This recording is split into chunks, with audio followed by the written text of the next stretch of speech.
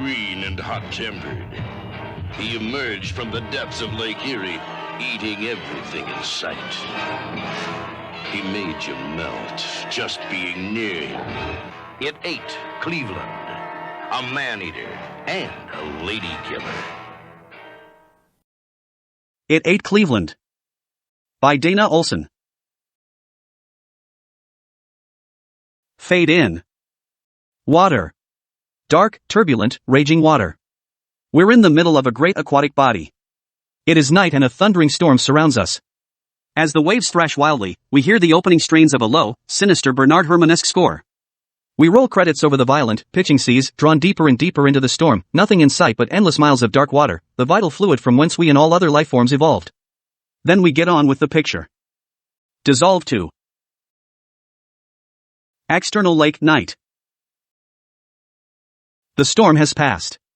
It is foggy, but the water is calm. Real calm. Like water that's been standing in your basement for a month. We spot an approaching boat light and then pick up the rhythmic chugging of its engine as it gets closer. From the reflection of the cabin lights, we notice a lot of crap floating on the surface of the lake, dead fish, beer cans, tires, etc. Supertitle, Lake Erie. The present. Then the chugging gets louder, the bow cuts through the surface scum and we tilt up to catch the name of the boat on the stern as it passes, Barking Tuna Shaker Heights. Cut to External Bow Night. Cleet Weaver, a dim, unsuccessful commercial fisherman in a lumberjacket, sits on the bow with his feet hanging over the side and a fishing rod in the water. He's nodding off. Suddenly, his line jerks him awake and he starts reeling it in excitedly. Cleet. Over his shoulder. Hey, Dave. I got something. Cleet's brother, Dave, in an ancient Cleveland Indians cap, looks up from the map he's been reading by the cabin light. He puts the map down and goes over to help Cleet. We move in tight on the map title, Greater Lake Erie and Suburban Waterways. Back in scene. Dave puts his gloves on and leans over the rail to haul up Cleet's line. It's a heavy catch, the rod's bent nearly double and Cleet's got his back into it. Dave keeps yanking up line until the catch breaks surface. Cleet drops the rod and peeks over the side. Cleet. What is it? Tight on catch. It's an old, waterlogged bicycle, dripping with greasy sea crud and barnacles. Dave, delighted. 10 speed. All right. They haul it up on deck to take a look at it. Cleet reaches over and tweaks the bell on the handlebars. It rings brightly. Cleet. Bell still works. Hey, I think I'll clean it up. Dave. Better leave it for now. We got work to do. Cleet nods, drops the bike and follows his brother to the back of the boat. Cut to External Stern. Most of the area in the back is taken up by 8 or 10 large, industrial-sized steel barrels tied together and covered with a dirty tarpaulin. We hear a dark, ominous music chord and could it be we detect a faint glow emanating from their insides? Nah, probably just the fog. Anyway, here come Dave and Cleet over to the barrels. They untie the corners of the tarp and start to peel it off. Cleet. Concerned. I feel kinda funny about this, do you? Dave. What do you mean? Cleet. I don't know. Fisherman's intuition, maybe. I feel like we're betraying the lake, you know? Here we are dumping all this crap into her after she has let us make a living off her for so long. Dave. Be serious. We haven't caught a fish in 6 years. Cleet. Oh yeah? What about that one last October? Dave. Scraping a dead smelt off the hull doesn't count, man. Dave starts to wrestle one of the barrels over to the side. It's a heavy mother. Cleet's still pining over his catch. Cleet. I coulda had it stuffed for next to nothing. Dave straightens up and wipes some sweat off his brow. Dave. Look, forget it, will ya? The dudes at the factory are giving us $60 for every barrel of this shit we can dump. That's a hell of a lot more than we ever made trying to catch fish in this toilet. Now, gimme a hand here. Cleet shrugs. They tip the barrel to one side, grab it from the bottom and hoist it up to the rail. Dave. Continuing, disgusted. Betraying the lake. Jesus. All the crap that's in there already, you think a couple of barrels are gonna make a difference? Just before they push it into the drink, we zoom in to a tight shot of some stenciled lettering on the barrel S side. Radioactive waste. DUNH DUNH DUNN. Then it's over the side, splashing into the water. Cut 2. External lake. Long shot of the barking tuna standing in the water. An eerie silence permeates the air as we watch more barrels drop into the lake. Aside from their distant splashing, the stillness is a little sinister. Cut 2. External stern. Dave and Cleet dump the final barrel. Dave. Well, that's the last of it. Easiest $600 we ever made, huh? He claps his brother on the back. Cleet smiles absently, staring down at the water with a furrowed brow. Dave. Continuing. And there's a lot more where that came from. I think we hooked into something big, here. Dave turns and goes into the cabin, whistling cheerfully. Tight on Cleet as he stands at the stern rail, a concerned look on his face as Dave's last comment rings in his ears. We look with him down at the surface of the water and... Cut 2. External bowels of Lake Erie. We see the barrels descending, landing with hollow thuds on the bottom. As one of them hits, it ruptures, leaking inky black liquid all over the seafloor. This causes a lot of bubbling and shaking and so forth, and eerie music builds as strange things begin to erupt from the bottom. Cut 2. External lake surface, night. The engines start up and the barking tuna chugs away into the fog. Dissolve 2. External Cleveland Public Beach, next day. Establishing shot of the entrance to the Cleveland Public Beach. A throng of bathers mired in snorkel gear, inner tubes, air mattresses, umbrellas, and the usual cornucopia of brightly colored plastic beach crap surrounds the entrance, waiting anxiously. Standing in their way, the only obstacle between them and an afternoon of fun in the sun, is a short man in an ugly sports jacket, Mayor Wally Stinson. He's posing next to a sign that says, Cleveland Municipal Beach NO swimming, these waters hazardous to your health, while local media types snap pictures of him and that slimy, shit-eating grin on his face. Mayor. Snap away, fellas, always plenty of time for pictures. He strikes a few more poses, then a lackey taps him on the shoulder and points to his watch. Lackey. Mr. Mayor, I think we should, Mayor. Right.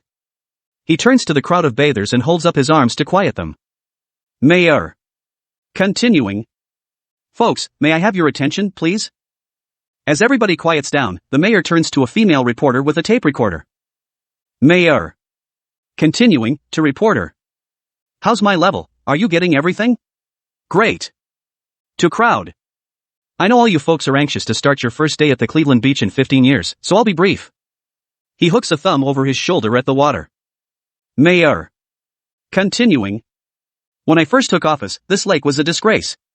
You couldn't swim in it, you couldn't fish in it, and it was a fire hazard. But now, after years of hard work and dedication to the well-being of the citizens of our fair city, I'm proud to say that Lake Erie has been reborn. Polite applause. Mayor. Continuing. And come election time, remember it was administration that closed down the polluters, cleaned up the lake and gave it back to you, the hard-working denizens of Cleveland, because you deserve a beautiful, safe, non-toxic place to swim and relax. We look over his shoulder at the lake.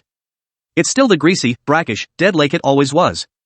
Flies and bugs crawling all over the crap washed ashore, bird skeletons half buried in the dirty sand, etc. Mayor. Continuing.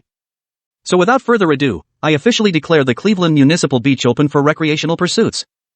With a ceremonious flourish, he yanks the NO sign out of the ground and the seething mass of bathers, frustrated from 15 summers of landlocked Ohio dullness, crashes the gate and pours onto the sand at a frenzied, hysterical gallop. Tight on the mayor as he watches the delirious crowd storm the beach, arms folded, quite pleased with himself. Mayor. Continuing, to lackey. I think we picked up a couple of votes today, don't you, Buckley? Buckley?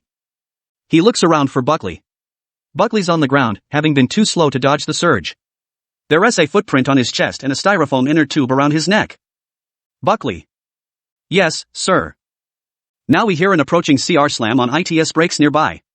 The engine cuts OFF, a door slams and we look with the mayor over toward the parking lot. Parking lot.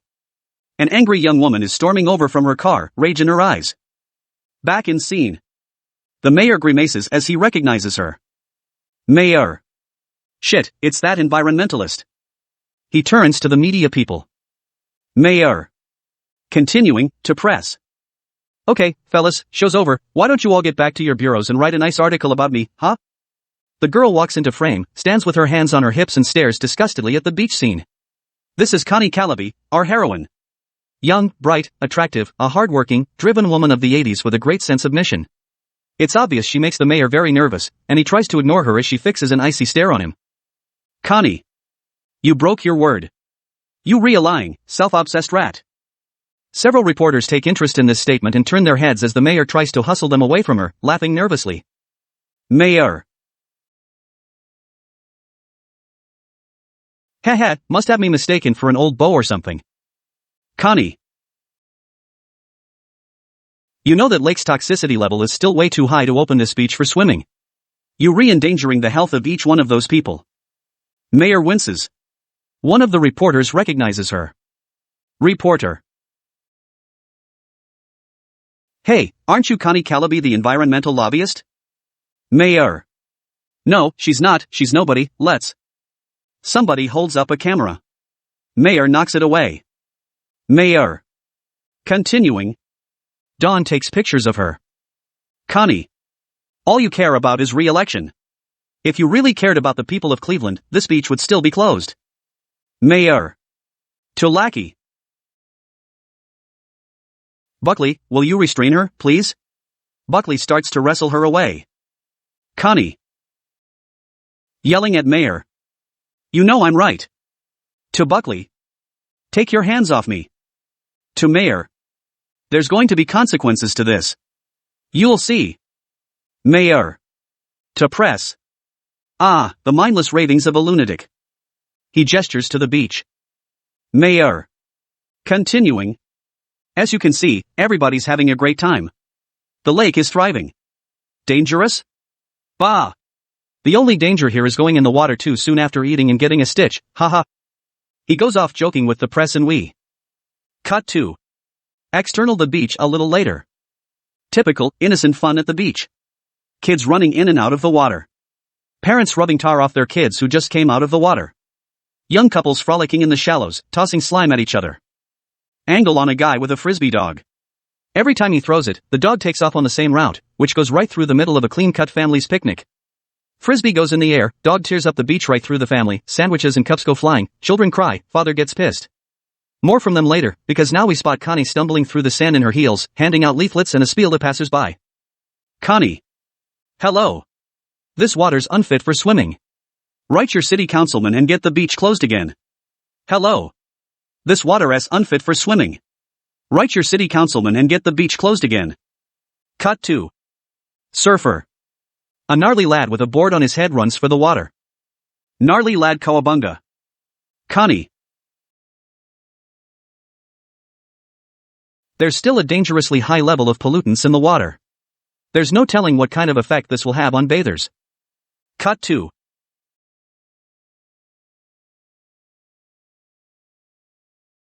The raft. The teens still playing on the raft. Zoom past them to see a trail of large bubbles moving toward them. Cut 2. Underwater shot. We re-staring up at the kids on the raft as ominous, suspenseful music starts to build. We pan right to catch some dark, blurry movement sliding past us. There's something moving down here, but our view of it is about as clear as the underwater photographs of the Loch Ness Monster. Cut 2. The beach. Now it's the bored swimmer's turn to lecture Connie. Swimmer, you environmentalists are just a bunch of spoil sports. There's nothing dangerous in this water. Everything in it is dead. Cut 2. The raft. Long shot of the giggling teens on the raft. Suddenly the water around them starts to churn violently, the girl screams, her boyfriend is pitched from the raft and a huge, Tyrannosaurus Rex-like green monster explodes out of the water and lets loose with an ear-splitting prehistoric shriek. Cut 2. The beach. The monster's humongous shadow falls menacingly over the beach as 2,000 jaws hit the sand and 2,000 bladders empty uncontrollably. Somebody yells, "Holy snit!" And then everybody screams and scatters. Angle on Connie and skeptical bather. Connie's frozen in fear. The skeptical bather snatches a leaflet out of her hand and starts to peruse it furiously. Bather. Who do I write to? Who do I write to? Connie goes white as a sheet as the panicked crowd surrounds them. We hear another ferocious shriek. Angle on a kid who looks like Roy Scheider starts to run up and down the beach, waving his arms. Kid. Out of the water. Everybody out. Everybody piles out of the water. Then one huge, green, clawed foot slams onto the beach, causing a minor earth tremor. We tilt up to see the monster open its mouth and shoot a stream of deadly flames down to the sand, incinerating a cabana instantly. Kid. Continuing. Into the water. Everybody in. Everybody piles back into the water, trampling the exhausted couple with the raft who TVE just made it to the shore. As soon as the water's crowded again, the gigantic tail smacks down on the surface, causing a tidal wave. Kid. Continuing. No. Out of the water. Get out. Everybody starts to pile out again. Kid. Continuing. No, wait. In. In. This goes back and forth like a big game of red light green light, and then we cut to the monster. On the beach, stomping around, shooting flames and being malevolent. The panicked crowd. Running around in hysterical fear, the earth shaking with every step the hideous thing takes. 3 teenagers, Frankie, Annette and Jojo, come running by, Frankie holding Gugu's hand, Annette lagging behind. She finally stops and puts her hands on her hips defiantly. Annette. Gosh, Frankie, if you're just gonna run off with Gugu like that, you can just drop dead. Monster's foot comes down and squashes Annette like a bug. Cut to across the street. 7 Japanese schoolchildren in short pants and matching blazers are shuffling along minding their own business. Suddenly, they stop, turn toward the monster and point. 7 Japanese schoolchildren. In unison, out of sync. Gasp. Cut to beach. In the center of the chaos, we see the obligatory cute little girl with glasses who's lost her parents' panic and fall to the sand. Her glasses are knocked off and crushed and she starts crying as hundreds of adult feet thunder past, ignoring her. Just when we figure she's gotta be dead meat, who should swoop down and grab her but Connie. She tucks the kid under her arm like a football and takes off for cover. What a gal! Flames and smoking debris all around her, she makes a beeline for a phone booth, rips open the door and jumps in, smacking the child's head on the frame in the process. Connie. Into phone. Operator. Get me the police. Hurry. Please. We hear another terrifying prehistoric shriek from the creature and Connie looks over her shoulder nervously as we cut to external taco stand day. A cop with a napkin around his neck negotiates a burrito grande while his partner tries to make time with the counter girl. Cop at counter, call him cop number 1, and last night my partner and I busted some heads in Parma. Cop number 2 hears their code on the car radio and goes over to answer it. Cop number 1. To counter girl. Maybe you'd like to go for a ride on my hog sometime. Cop number 2. Hey, Larry. We gotta go. Some kinda riot at the beach. Cop number 1 curses under his breath, takes the counter girl's hand and kisses it. Cop number 1, I love the way your fingers always smell like cheese. Cop number 2.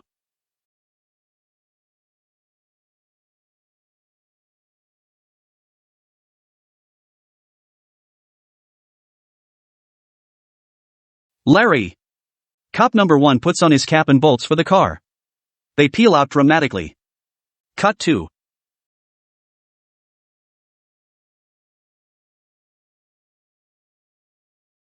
internal car. Cop number 2 flicks on the siren as they roar down the street. Cop number 1. What's with the siren? We just going to the beach. Cop number 2. They said it was a code too. Cop number 1. Ah, bull. Dispatch always overreacts. Let's not kill ourselves. Stop at a White Hen, will ya? I gotta get some smokes. Cut to beach. The monster steps on a few houses, knocks over a street lamp and basically sets the whole area on fire. Angle on Connie. Hiding behind a car, her fear now turns somewhat into awe and wonder as she watches the amazing creature stomp around. Always thinking on her feet, she starts to yell at people running by. Connie. Does anybody have a camera? Does anybody? She spots a family of 4 lining up nervously for one of Dad's snapshots, while behind them the monster thunders about. Dad. No, Mary Sue, put your arm around your brother. Smile, you not smiling. M.O.M. Near hysterical. For God's sake, Gordon. Take the goddamned picture. Dad looks up from the viewfinder, hurt. Dad. Okay, fine. Let's not have any fun at all. We'll just go home and not have any pictures of our vacation. Connie runs up and grabs him. Connie. Quick! Give me your camera. Dad.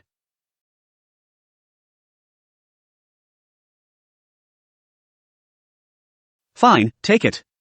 I have no use for it now since everybody hates me. Connie snatches it, drops to one knee and snaps off a couple of pictures of the creature. Cut 2.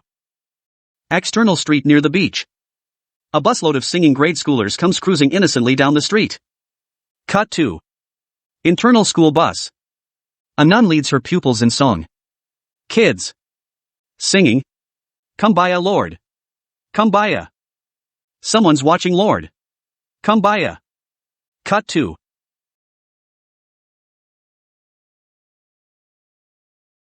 Monster. He steps into the street, the bus screeches to a halt at his feet.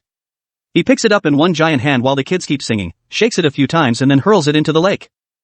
Cut 2. External bus in lake. As the bus begins to sink, we hear the kids. School kids, underwater. Kumbaya Lord. Kumbaya. We are drowning Lord. Kumbaya. Cut 2. Street.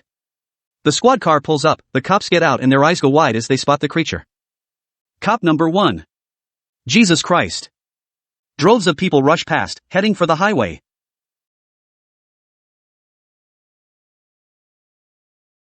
Droves of people run. Run for your lives.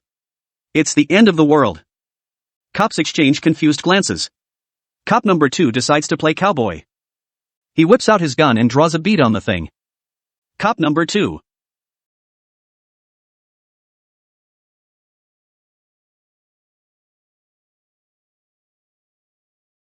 Okay. Hands against that building. Feet back and spread M. The monster turns toward them and obliterates the squad car with a flame jet. Cops jump away from the inferno and hold up their hands. Cop number 1. Screw it. Fire department jurisdiction now. Let's get the hell out of here. Cut 2. Aerial shot. Monster steps across the highway, over a hill and disappears into the forest, his SHRAKS receding in the distance. Cut 2.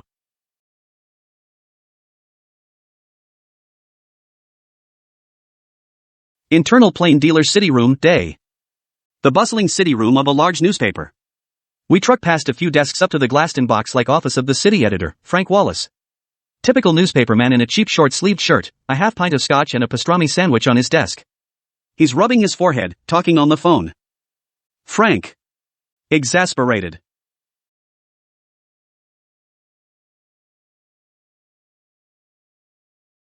Well. Did he come in a truck with a lot of tools or was he just all of a sudden up there? Okay. A reporter, Jimmy, raps on the glass and Frank waves him in. Jimmy steps inside as Frank hangs up, heaving a long sigh. Frank.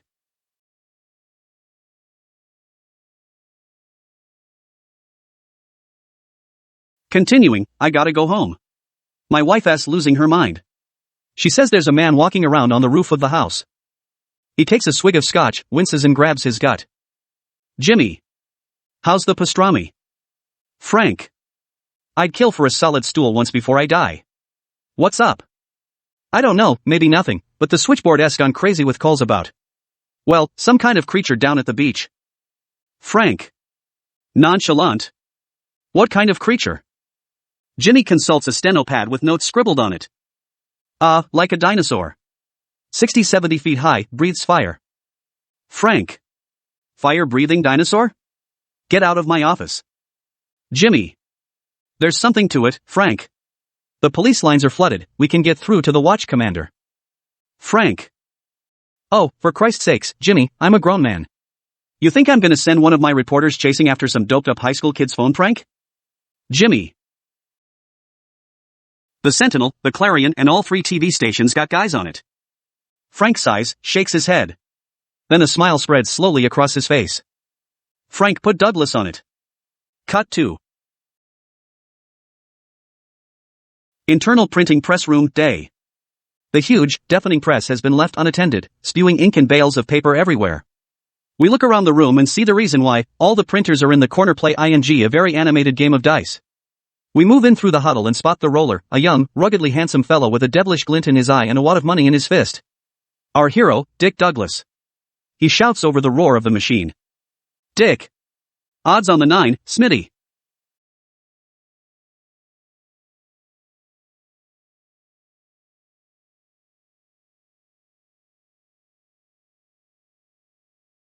Smitty. What? Dick.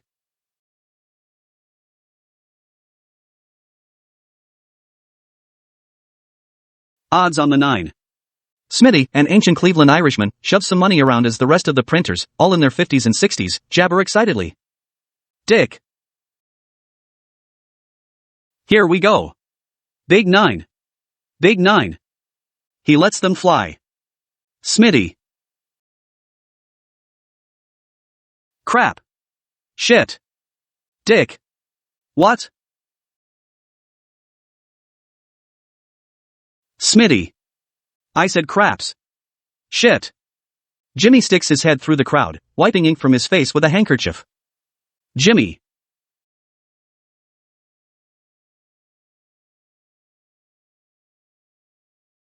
Dick. They need you on a story. Now. Dick.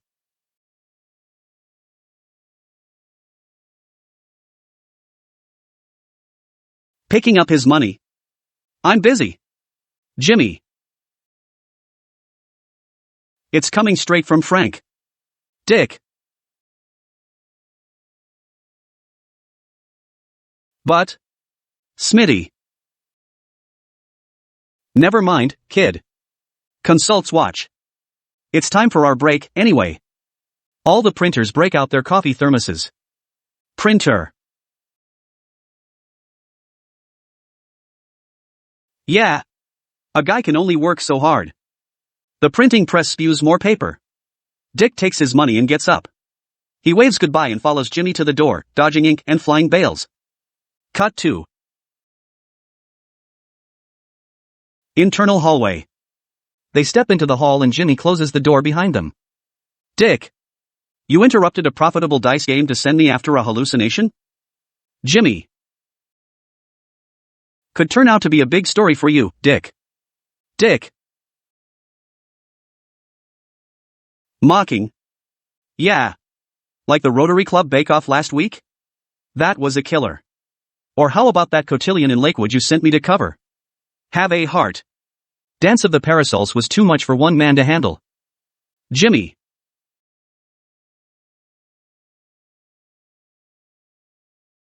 Look, I know you're a good reporter, you're a good reporter, but let's face it, this is Cleveland. Dick. Yeah. He turns and stomps off down the hall, muttering. Dick. Continuing.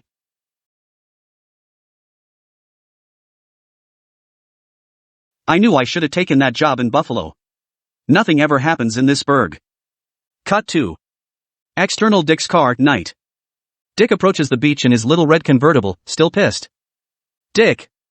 Musing to himself. I can't waste time here anymore. My career's going nowhere.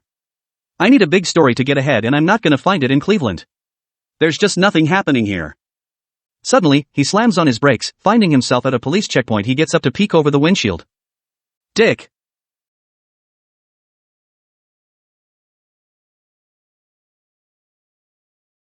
What the? Cut 2. Beach, Dick's POV night. The beach is a hotbed of activity. Police helicopters with searchlights buzz the area, now teeming with people. Floodlights are up, much of the area has been roped off, ambulance crews tend the injured, television crews interview witnesses, etc. Scuba divers and police boats drag the shallows for bodies, red flashing lights are everywhere. A fat kid hawks t-shirts that say "We saw the thing at Cleveland Beach." Everything in sight is smoldering. Angle on the chief of police.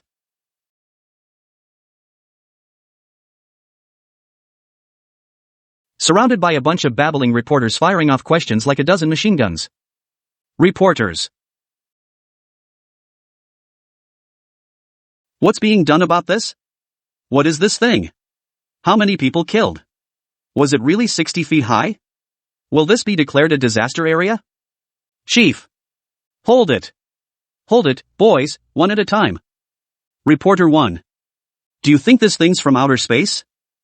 Chief. Well, Reporter 2. Has the mayor's office been notified? Chief. Well, Reporter 3. Is your department equipped to handle something of this scale? Chief. Look, fellas, we don't have any concrete physical evidence to back up any of these dinosaur stories. A uniformed patrolman sticks his head through the crowd. Patrolman. Hey, Chief, what do you want us to do about that 2,000-pound turd on the highway? It's blocking traffic. The reporters jump on the patrolman and start babbling out of control again. Cut 2. Dick.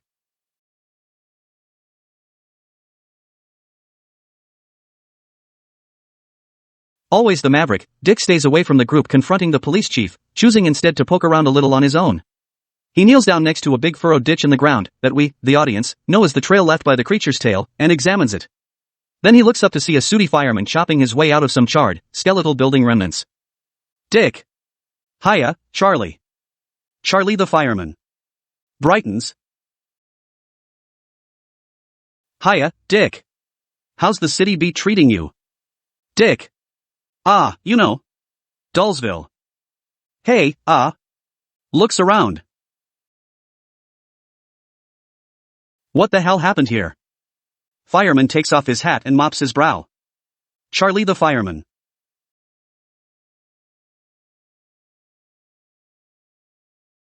I dunno. Everybody's saying something different. Shark, dinosaur, swamp gas. I'll tell you one thing though.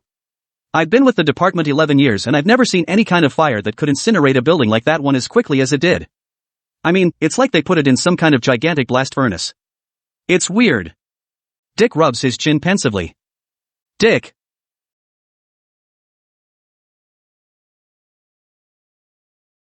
Hun. Fire-breathing dragon, huh? Charlie the fireman. Shrugs. You said it, not me. I got a pension to worry about. Dick nods. Thanks, Charlie. Charlie waves and goes back to poking around in the debris. Dick starts to wander over toward the other reporters, then stops at an ambulance where a young lady is having a heated argument with a paramedic. Young lady, off screen. I am not hysterical. I am an eyewitness. We look over and see it's Connie, seated on the back of an ambulance while a paramedic puts gauze on her arm. Paramedic.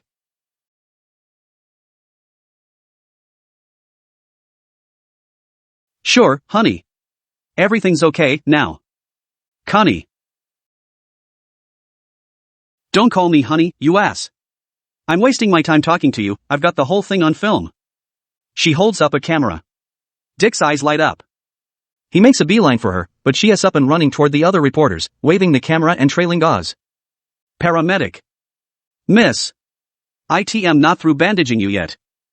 Connie. To reporters. Excuse me. Excuse me. I've got pictures of the whole thing right here. Dick panics. Dick. Oh. He bolts for her, but too late. 40 reporters converge on her in a flying wedge, shoving and grabbing for that camera. Dick runs over, screaming. Dick. Continuing. I saw her first, you bastards. And takes a flying swan dive into the crowd. Much scuffling, wild fist throwing and biting later, Dick crawls out of the mob, dragging Connie by the ankles. She's near catatonic, clutching the camera to her chest. He throws her over his shoulder, runs away from the crowd and ducks behind a fire truck. Cut 2. Behind the fire truck.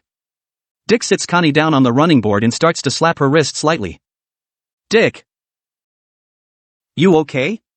Miss? A bit dazed, she starts to come around. Connie. What happened? Dick. Rule number 1. Never volunteer a scoop to more than one journalist at the same time. Those guys haven't even eaten yet. Connie. Who are you? Dick. Dick Douglas, Cleveland Plain dealer, I just risked my life to save you, now about those pictures?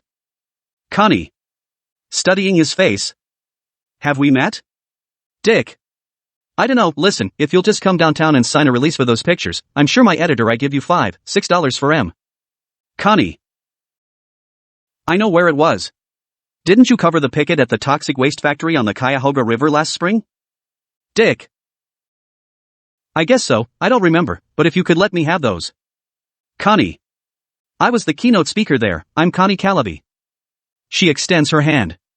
Dick pumps it quickly. Dick. Great, let's have tea sometime, now about these pictures of yours. Connie. Holds up camera. I've got the whole thing right here. Must be 7 or 8 shots and I'll bet they re the only ones in the city. Dick is salivating uncontrollably, his hands shaking inches from the camera. Connie. Continuing. I think we better get them developed, don't you? Dick nods furiously. Connie. Continuing. We'd better hurry. Do you have a car? Mine was wrecked in the attack. Dick points wordlessly toward the shoulder of the road. Connie hops up and starts off, Dick following close behind, staring at her shapely bottom and mumbling. Dick. Thank you, God. Thank you, God. Thank you, God. Thank you, God. Cut 2. Dick's car. As the tires spin in the gravel and he wheels onto the highway, dashing away from the scene. Connie, voiceover. Cute car. Dick, voiceover. Yeah, it's great, isn't it? Tight on Dick and Connie. As they roar down the highway, Connie has dark mane whipping sensually in the breeze. Dick's eyes wander to her body and narrow approvingly. He wants it. Dick.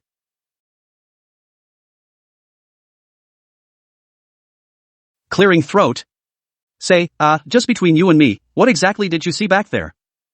Connie gives him a sideways glance. Does she trust him enough to share? Connie. Well. I can really expect you to believe me before there's proof, can I? Dick winks. Dick. Try me. Connie. I saw it, Dick. With my own eyes. 5 stories high in Green End. And reptilian, and it was making this awful noise and breathing fire, and God, it was horrible. She puts her hand over her eyes and shoulders. Dick purses his lips, nodding. She peeks through her fingers at him. Connie. Continuing. You don't believe me. Dick. Shrugs. I don't believe anything until I see it with my own eyes. Connie. Defiantly. Me, too. Dick. You got any acid? Pull back as the car zooms past us and hurtles on into the night, and we. Cut 2. Internal City Editor's office, night. Frank Wallace sits behind his desk with a styrofoam cup of office coffee. Jim, my leans against one wall, Connie fidgets nervously in a chair, and Dick stares out the window at the twinkling lights of Greater Cleveland. Dick. Something's out there, Frank. And when the morning paper hits the street, everybody'll know about it, and we'll have pictures right there in black and white on the front page. Jimmy. This could be a major scoop if they're good. Sell a lot of papers. Dick. Are you kidding? There's a goddamn Pulitzer Prize in this for me. Us. He winks at Connie. A pimply-faced kid in a black t-shirt and a Walkman on his head raps on the door and comes in with a manila envelope. Kid. Hot out of the oven. He tosses the envelope on Frank's desk, turns and shoots an index finger at Dick. Kid. Continuing. Stop the presses, dude. And he leaves. Frank looks wordlessly at the envelope. Dick and Connie exchange a furtive glance. Jimmy rips open the envelope and starts to go through the prints while Dick squeezes Connie's shoulder and smiles confidently. Jimmy hands the prints to Frank with no reaction. Dick. Well. Frank raises his eyebrows as he shuffles through the pictures. Frank. Well, you got some nice shots of Six Flags Over Cleveland here. Dick jumps over and snatches the photos. Tight on photos. Ordinary shots of a boring Midwestern family on vacation. Back in scene. Dick turns accusingly to Connie. Dick. What is this bullshit? She rushes over to look at them. Jimmy peers over Dick's shoulder. Jimmy. Don't be too upset, Dick. Some of the framing here is exceptional. Connie. Nervous, confused. I don't understand. They must not have come out. She looks at Frank. Connie. Continuing. I was 50 feet from this thing. I saw it with my own eyes. To Dick, saw it. And so did 2,000 other people. Dick flushes. Frank. Well. I'm not gonna run those pictures on the front page. Maybe the front page of the travel and leisure section. Jimmy stifles a chuckle. Dick. There's still a story, Frank. Frank. Oh, I know there's a story. But see it to be about half a column on page 2. He gets up. Frank. Continuing. I'm going home. Call me if this thing eats Terminal Tower or anything. He grabs his jacket and leaves. Dick hangs his head. Jimmy pauses, searching for something to say, then shrugs. Nice meeting you, Miss Calaby. And he exits, leaving Dick and Connie alone in the room. An awkward silence, then Connie breaks it. Connie. I'm sorry, Dick. I let you down, didn't I? Dick shrugs, takes the martyr approach. Dick. No big deal. After I saved your life, exposing myself to grave personal danger. Forget it. Connie. What are you going to do now? Dick. I don't know.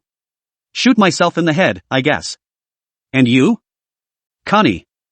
I'm going out to the university. Dick looks up as Connie starts bristling with newfound energy. Dick. Why? Connie. I know a paleontologist there. He's the foremost dinosaur expert in the world. Dick. Dinosaur? Now she's at the door, looking back at him. Connie. I'm not going to sit still and let people like your boss laugh at me. I know what I saw.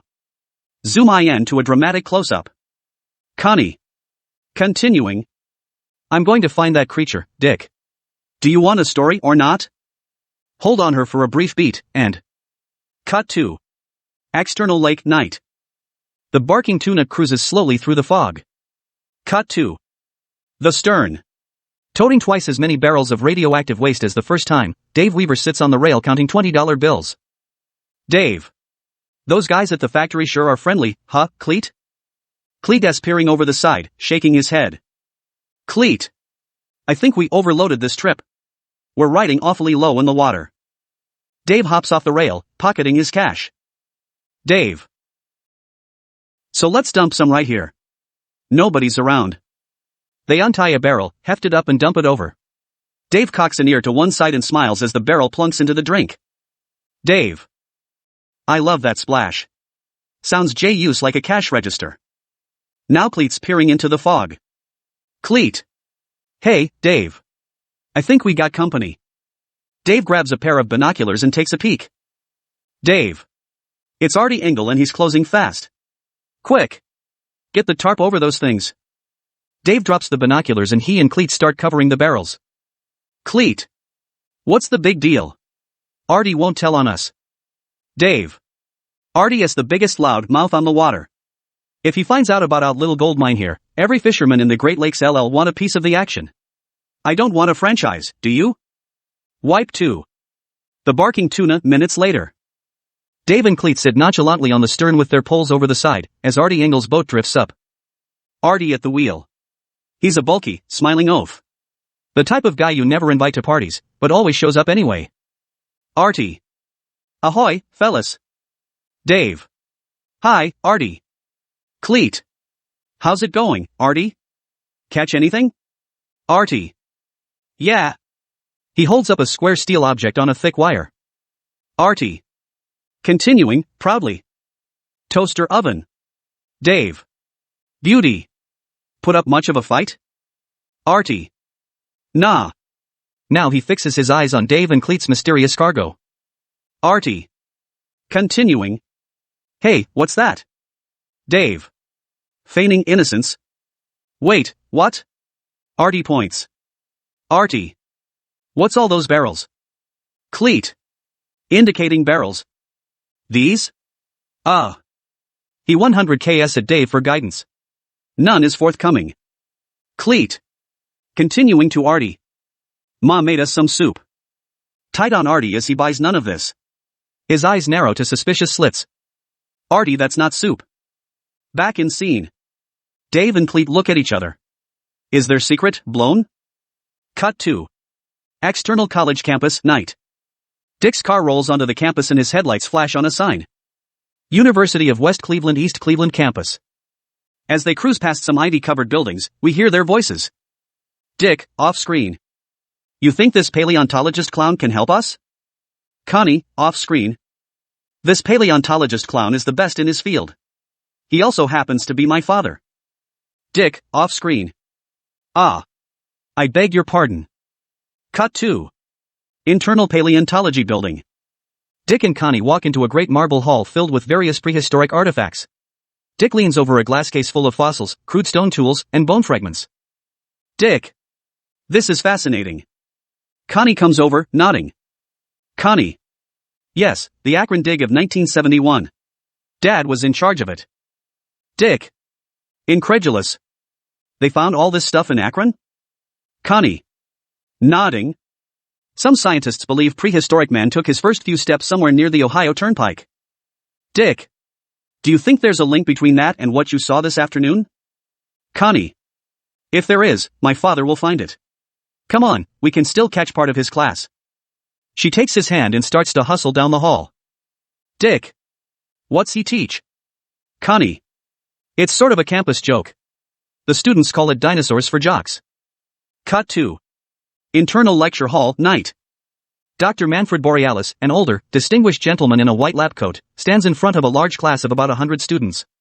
Little scale model dinosaur skeletons sit on a table next to him. Behind him, on the blackboard, are the words. Introduction to the Mesozoic Era exam tonight. Borealis taps a ruler on the desk. Borealis. Ladies and gentlemen, we're going to try something a little different with tonight's exam. Due to the size of the class, we've had a problem in the past with students engaging in the deplorable practice of not taking the exam themselves, but rather employing friends who have already passed this class to take it in their place. We take a quick 100K around the class.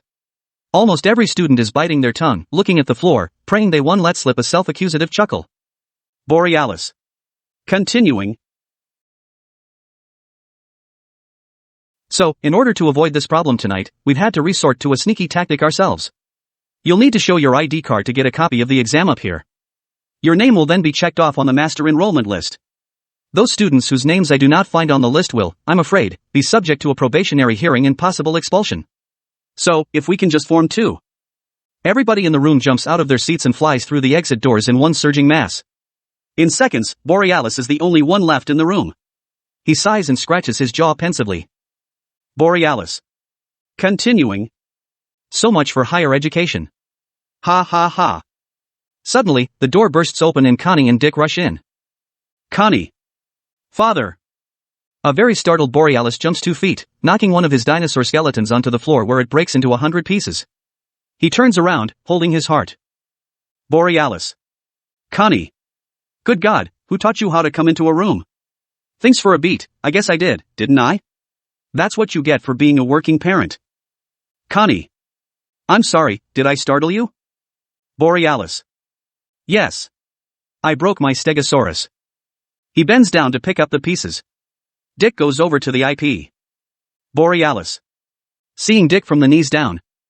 Where are you buying your shoes, dear? He looks up and sees that they're not Connie's feet that he's been looking at, but Dick's. Borealis. Continuing. Oh. Connie. Father, this is Dick Douglas. He's a reporter. Dick and the doctor shake. Connie. Continuing. We need your help. Borealis. Sure, hon, anything you say. Come on, let's go into my office. He drops the tiny bones on his desk, and they follow him out of the room. Cut 2. Internal Borealis office, night. A small, cluttered professor's office littered with pictures, framed documents, and various paleontologist personal effects.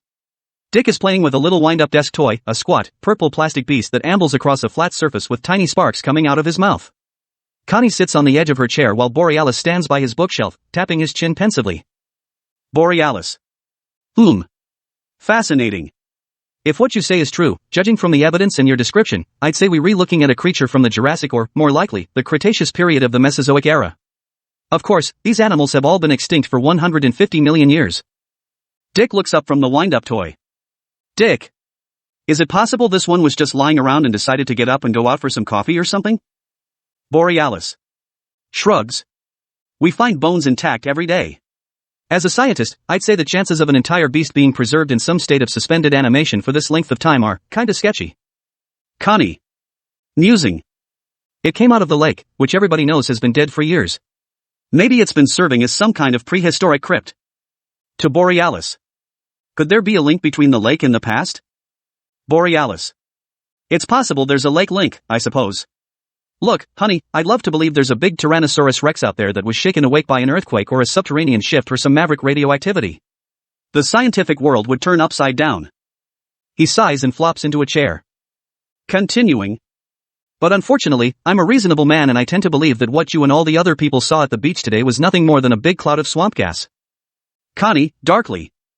And if you're wrong? Borealis. If I'm wrong. Zoom in to a dramatic close-up. Borealis. Continuing. If I were you, I'd start looking for a house in Detroit. Cut 2. External Cleveland Department of Water and Power Station, night. This is a major installation with several large power transformers, a bunch of huge antennae, high-tension wires and a big reservoir behind a large, Hooverish dam. All is peaceful and still, but for the night chirp of some crickets. Cut 2. Internal Power Station Office, night. 2 old security officers, Ted and CY, are bent over a checkerboard. Cute, huggable old guys, the type we might call Gramps. A radio plays softly in the room. Immersed in the game, they don't notice the sudden, ominous silence outside as all the crickets inexplicably stop chirping in a flash. Cut 2. External Power Station, night. A flock of spooked birds suddenly takes off into the night and the monster rises up out of the dark, takes one thundering footstep and smacks into a power line. Sparks explode like crazy, smoke billows out and we hear a very loud bzzzzzzzt. The monster SHRIKS his freaking head off, louder than we've ever heard before. Angered and confused by the jolt this thing has given him, he swings one scaly arm and knocks over a huge power derrick, which collapses onto a building, exploding noisily. This causes a huge fire to ignite. The flames spread to the main generator and that goes up, too, producing all sorts of fiery pops and crackles. Monster shrieks again and starts shooting flame jets to and fro. Cut 2. Internal Power Station Office, night. Ted looks up from the board, slowly. We notice an orange glow flickering outside the window. Ted. You hear something? CY. No. Why? Ted. I thought I heard something outside. CY. Hun. Ted goes back to his game. Cut 2. External Power Station. As everything but Ted inside's office building burns and crumbles, the monster spots the reservoir behind the dam. Still shrieking, he thunders over to dip his scorched hand in the water. Yet another generator bursts into flames. Cut 2. Internal Office, night. The lights flicker and go off, plunging Ted and Cy into darkness right in the middle of their checkers game. Cy holds one hand over one eye. CY. Ah, Christ, don't tell me the other eye is shot now. Ted. Think it's the lights, Cy. The generator must be acting up. I'll go have a look. Cut 2. External Power Station. Ted walks out with his flashlight and takes a look at the carnage around him. Ted. Jesus. Calls out. Cy, you better come out here. Cy ambles out, oblivious to Armageddon here. Ted. Continuing. You unplugged that hot plate over in K building, didn't you? CY. Yeah, I. Noticing fire. Jesus, Ted, the whole place is on fire. Ted. Yeah. Somebody's gonna be plenty pissed about this. CY. I better go call the fire department. The monster SHRIKS. They turn toward the reservoir and see it for the first time. Ted looks at the monster, looks at his coffee cup and throws the remaining dregs on the ground. CY. Continuing. What the? The monster breathes a flame jet, disintegrating Cy on the spot. We feel a pang of remorse. Why does the lovable old guy always get it? Ted. To Cy's ashes. Never mind, I'll call him myself. He turns and goes back into the office, muttering. Ted. Continuing, to himself. I gotta do everything around here. Cut 2. Internal Paleontology Building, night. Dick, Connie and Borealis stroll down the hall nonchalantly. Borealis. The mere possibility that a creature like this actually does exist excites the hell out of me. Paleontologists the world over would give everything they had in the world for the chance to examine such a beast. Connie. Wouldn't that be awfully dangerous? When I think of what it did to those kids at the beach. Borealis. Well, these animals weren't natural predators. He was probably just frightened. Those beach kids are a pain in the ass, anyway. Oriental student. Dr. Borealis. Dr. Borealis. An Oriental student runs up and spews out an excited stream of conversation that is completely out of sync with his lip movements. Oriental student, continuing. The monster. It's reappeared. At the power station. The National Guard has been called. Borealis is fascinated with the lack of sync. Borealis. Say that again? Oriental student, the monster. It's reappeared. At the power station. The National Guard has been called. Borealis. Amazing. To Dick. Do you have a car? Dick, sure. Borealis. Let's go. I've got to see this. As all sorts of people materialize and start to run up and down the hall, Borealis, Dick, and Connie take off. Oriental student, confused and excited, looks left, looks right. Oriental student. Gasp. Cut 2. External firehouse, night. Big fire trucks roar out of the garage, sirens wailing, bells clanging. Cut 2. External police station, night. A string of flashing squad cars fly out of the parking lot, cops with helmets and riot equipment hanging out the windows. Cut 2. External National Guard base, night. Soldiers scramble for action, grabbing weapons, jumping into trucks and assorted armored vehicles. Cut 2. External football stadium. The Ohio State Buckeyes charge onto the field. Cut 2. External power station, night. With a blazing inferno all around him, Ted is standing right in front of the monster, which for some reason hasn't destroyed him yet. He's gotten his banjo out of the office and is desperately trying to soothe the savage beast with music. For the time being, it's working. The monster nods his head from side to side in time with the tune. Ted, singing. Ain't she sweet? See her walkin' down the street. Now I ask you very confidentially, ain't she sweet? Ends with a banjo flourish and waves. Ted. Continuing. Thank you. Well, that's our show for tonight. You've been a wonderful audience, but I really gotta be going. He turns to go. The monster shoots a flame jet at his feet. He stops dead in his tracks, spins around and goes into an encore. Ted. Continuing, oh, the Rock Island line is a mighty fine line. The Rock Island line is the road to ride. Monster settles back to listen again, tapping his gargantuan foot. Cut 2. External access road. Police and fire trucks roar up to the scene, spewing men and weapons and forming a line of assault in front of the monster. Angle on police and fire chiefs. Dispersing their men, shouting orders and reacting in awe to the monster. Fire chief. Secure the area. Locate the power override circuits and shut them off. Police chief. Jump and leap and lizards. What is it? Fire chief.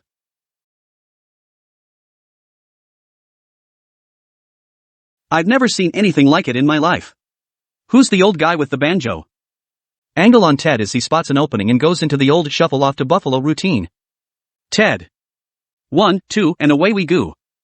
He drops his banjo and bolts over to the police line, ducking behind a squad car. Police chief. What should we do? Fire chief shrugs. Police chief grabs a bullhorn. Police chief. Through horn. You there with the smoking lips, you're surrounded. I suggest. The monster spews a flame jet and obliterates a squad car. Then he takes one menacing step forward. Police chief. Continuing. Open fire. Open fire. The police riflemen blast off a few volleys at the monster.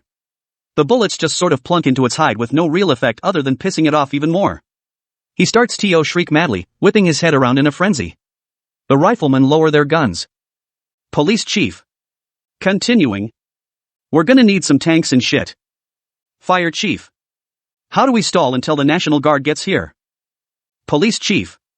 Maybe the old man could do another number. Cut 2. Police line. Borealis bursts through the line, followed by Dick and Connie. His eyes widen at the sight of the monster, and he stops in his tracks. Borealis. Look. Look. It's magnificent. Dick. Oh, my God. Connie. Elbowing Dick. Did I tell ya? Ha? Borealis starts to walk toward the monster, entranced. Police chief spots him and yells. Police chief. Hey, you. Get back. Are you crazy? Borealis. What a specimen. This is astounding. Police chief. Does anybody know this guy? Dick runs up and crouches by the cop. Dick. That's Dr. Manfred Borealis, the paleontologist from the university. Connie. He's my father.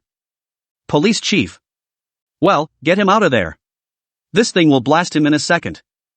Borealis, unafraid in an utterly scientific way, stands watching as the monster SHRAKS and steps on another building. Suddenly, we notice some approaching lights, the rumble of heavy trucks and the chop-chop of nearby helicopters. Fire chief. Here comes the army. Cut 2. Access Road.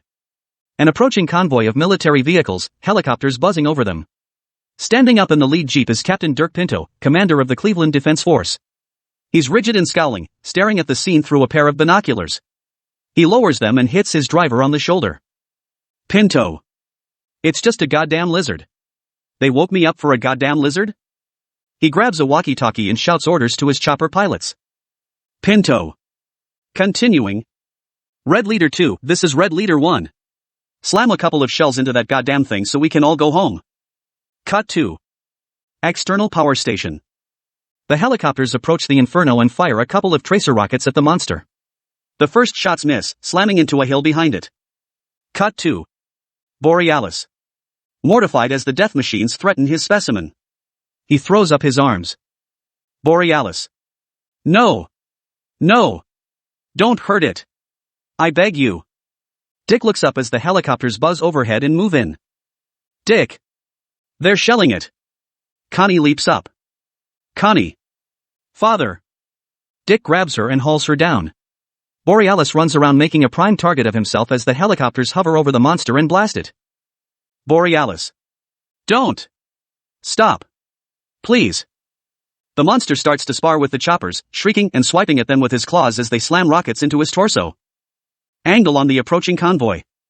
The lead jeep slams on its brakes just in back of the police line, propelling Pinto headlong into the laps of the fire and police chiefs. He composes himself and snaps off a hasty salute. Pinto. Captain Dirk Pinto, Cleveland. Defense Forces. Don't sweat it, my boys will take care of this sucker in a flash. Cut 2. Monster. A chopper hovers too close. The monster knocks it out of the air as if it was an annoying bug. It crashes to the ground and explodes. Cut 2. Pinto clearing his throat while Borealis yells, Borealis, you, see? You're only provoking it. Pinto. Who's that? Police chief. Some scientist wants to preserve it for humanity, you know the routine. Pinto. Nods tiresomely. Well, get him out of there. I'm gonna put this overgrown chameleon out of commission. Pinto turns to his column of men. Pinto. Continuing. Get me some artillery up here. Now. The monster knocks the second helicopter out of the air. Pinto. Continuing. Not the flying kind. Something with wheels. Borealis runs over and grabs Pinto by the shoulders. Borealis. Don't be a fool. It means us no harm. Pinto. Will somebody get this guy off me? Borealis. Please.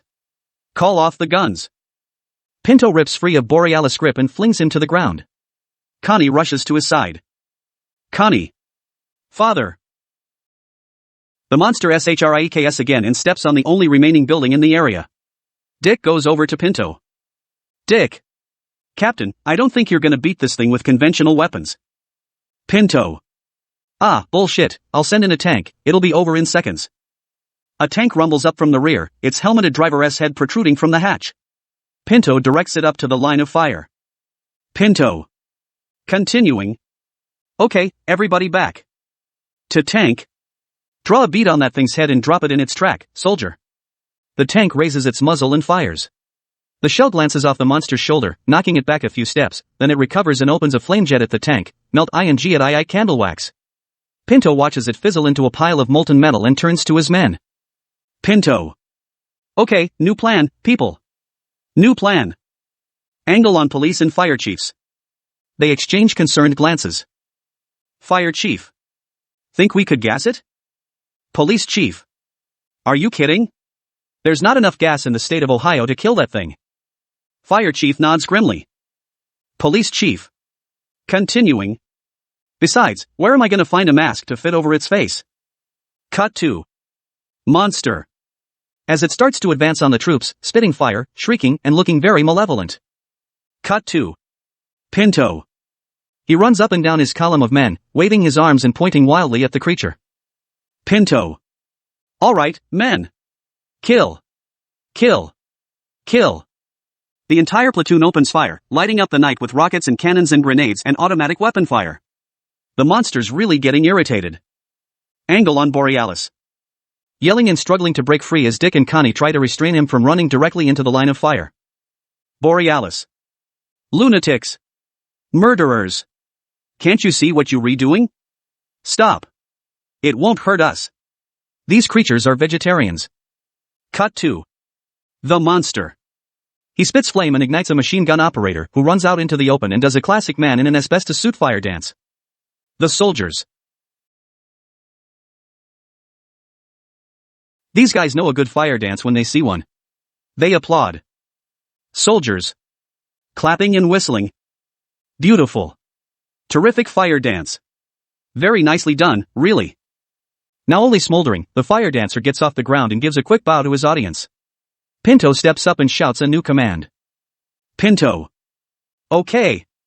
Let us bring this thing to its knees. The soldiers start to advance, firing at will. Borealis. He breaks free of Dick and Connie. Connie.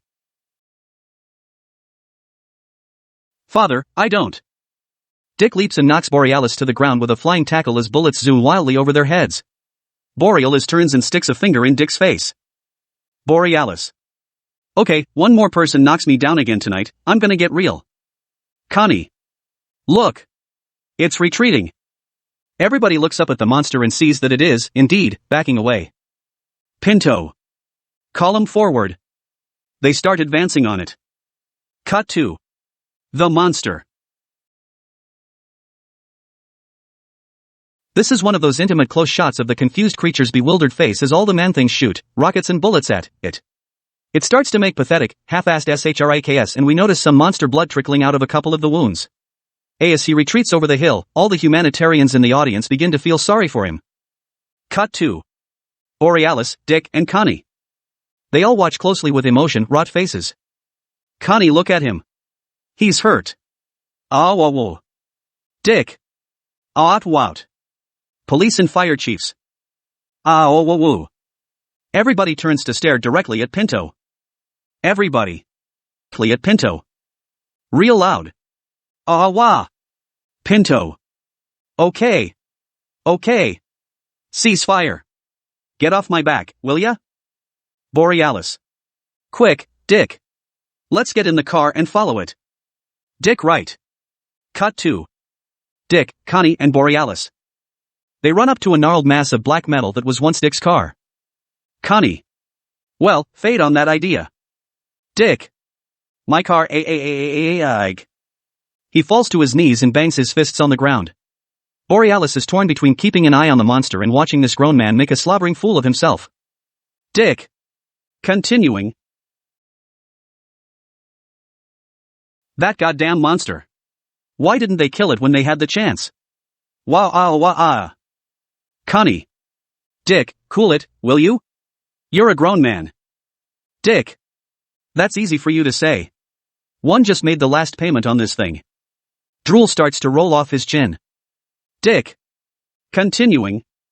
That goddamn monster. I'll kill. He picks up a rock and starts to run after it. Borealis grabs him. Borealis. Don't be a fool. You want to end up like the others? Connie. He's right, Dick. One breath and it's English Muffin City. Dick.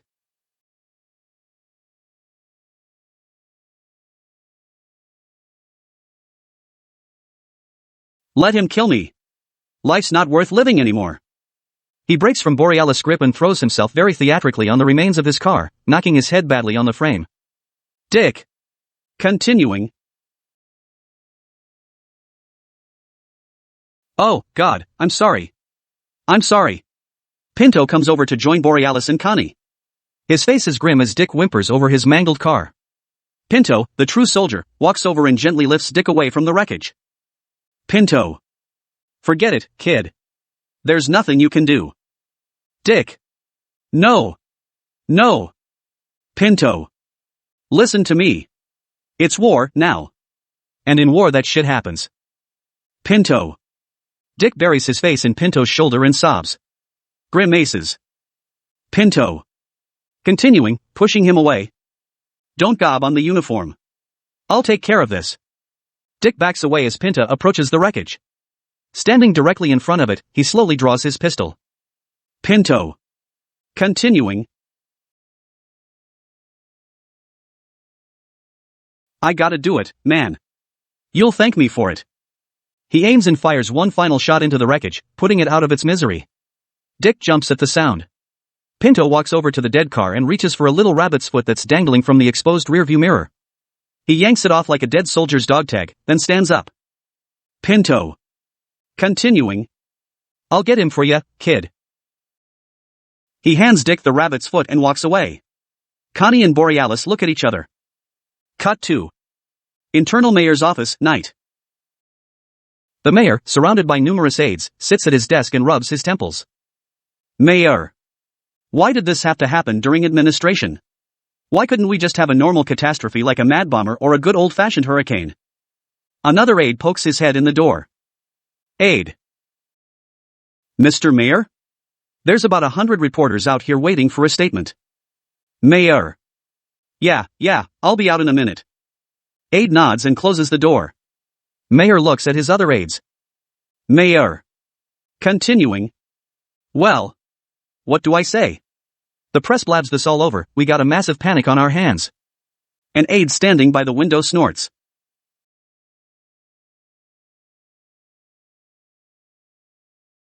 Snorting aide. Too late to worry about that. Look. Mayor hops up and runs over to the window. Cut 2. External street below Mayor's office, night. Panic in the streets of Cleveland. Hundreds of people dash madly in and out of buildings, carrying possessions, children, pets and fighting to get out of town. The street is filled with cars, trucks, buses and motorcycles, horns blaring, screaming maniacs hanging out the windows. Angle on a Sears Easy Method student driver car crawling through the pandemonium. People bang on the windows, screaming to be let in. The driving instructor routinely reassures his student, a near hysterical high school girl, as people bang on the CR, press their faces to the glass and SHREK, help me. Instructor. You're doing just fine. Nothing to worry about. Take a left at the next corner. Cut 2. Internal Mayor's office, night as they watch the mayhem through the window. Aide. Boy, if word of this gets outside Ohio. Mayor. There go our chances of hosting the next Olympics. Snorting aide.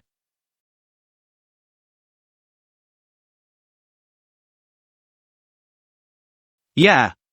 We gotta keep this isolated. Mayor.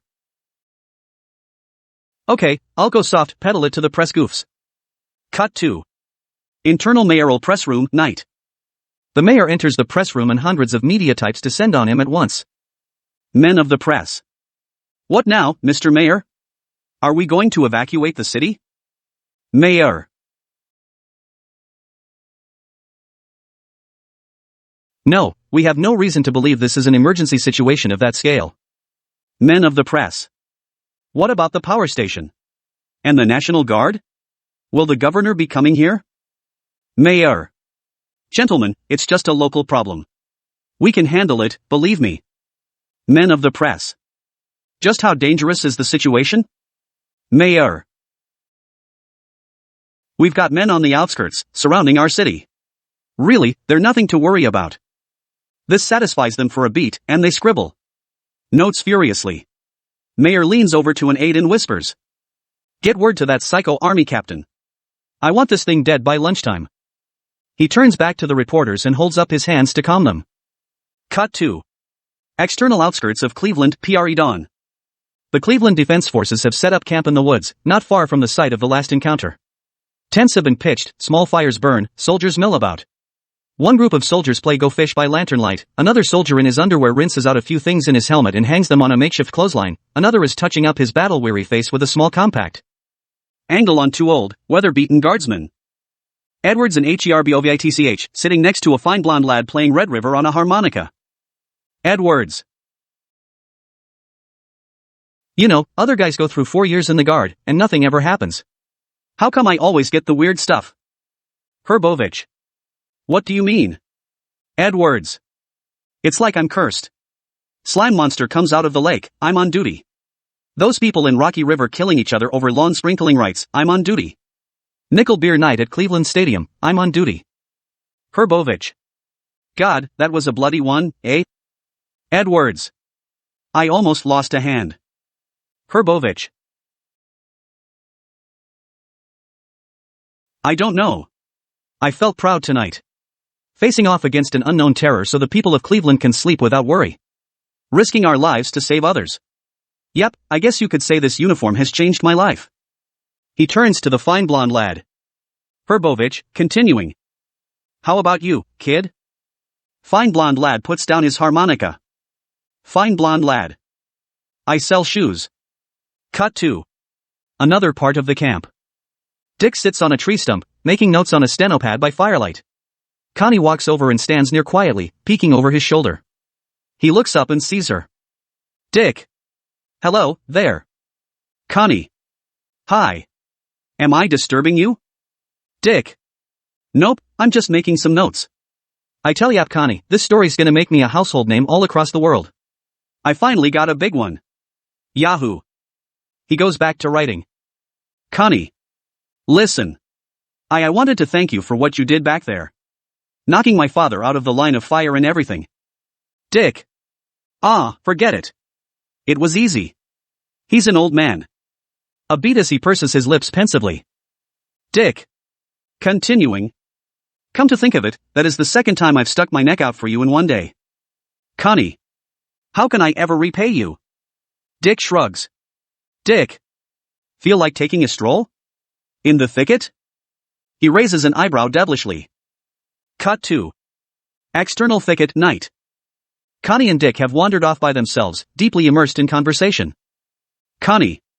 So, when I finished school, I told Biff I needed a purpose and that I wouldn't be content just being the wife of a fire eater. So here I am. Dick. The crusading environmentalist. Connie. How about you? Ever married? Dick. Once. Connie. Divorced? Dick. Shakes his head. Choked her to death. Buried her in the yard. Connie. Marriage didn't agree with you, huh? Dick. My work is my life. There's nothing else. I thought about getting some fish once, but I don't know. I'm gone a lot. That's not a good environment for a family. Connie. I know what you mean. Here we are at 5 in the morning, alone, in the woods, on the trail of something dangerous and exciting. Could put a strain on a relationship. She inspects her fingernails casually. Yup. Sure, glad I'm not involved. Dick turns to her. Dick. Connie, would it be cool if I'd really like to. Their faces draw nearer. Connie. Breathily. Yes, Dick? Dick. Could I put my tongue in your mouth and roll it around a little bit? Connie. Oh, Dick. No one's ever said it like that before. Dick. Words are my business, baby. He takes her in his arms. Just as they're about to kiss, we hear loud footsteps approaching. A soldier holding a roll of toilet paper stops near them and yells back toward camp. Soldier. Hey, Steve. Where'd those guys dig the latrine? He gets no response, turns and shoulders his way past Dick and Connie, crunching off into the brush. Connie flushes. The moment has passed.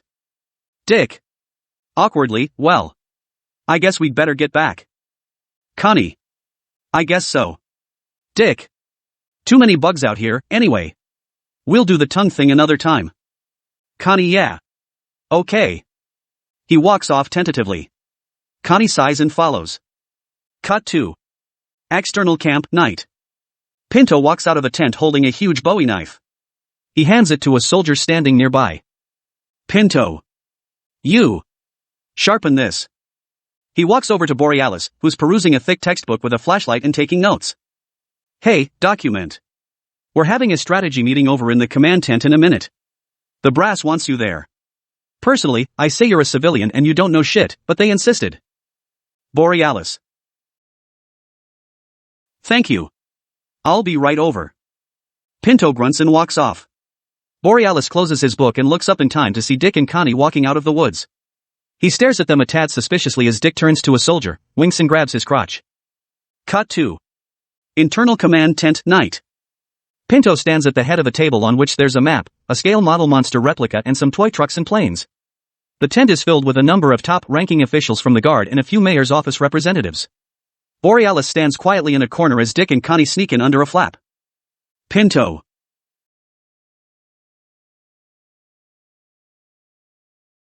Okay, we've been getting heat from the local government to nail this thing before it does any more damage, and now that we've seen what we're up against, I suggest we quit dicking around and bring in some real stopping equipment. He picks up a pointer and whacks it on the table. At first light, we have 4 helicopters combing the area just north of here in the direction we saw it heading in. Now this.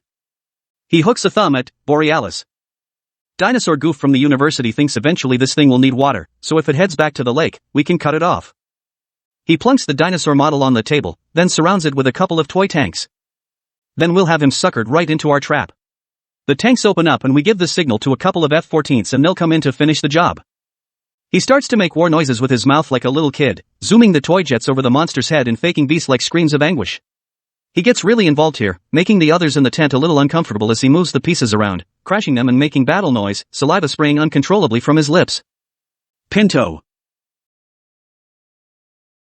NN Nyao arm. NN Nyao arm. Kavu. Aya. Rat-tat-tat-tat. Wheeze. Blay. Boom. Boom. Boom boom. Pow. He throws the toy monster up in the air and turns to his superiors for approval, wiping some drool off his chin. Pinto. Continuing. What do you think? Foolproof, huh? Dick and Connie 100K at Borealis. He appears flustered as the top-ranking officials nod their heads in agreement. Top-ranking officials. Yeah. Looks like a plan to me, aha. Go for it, dude. Borealis. Gentlemen. Gentlemen, please.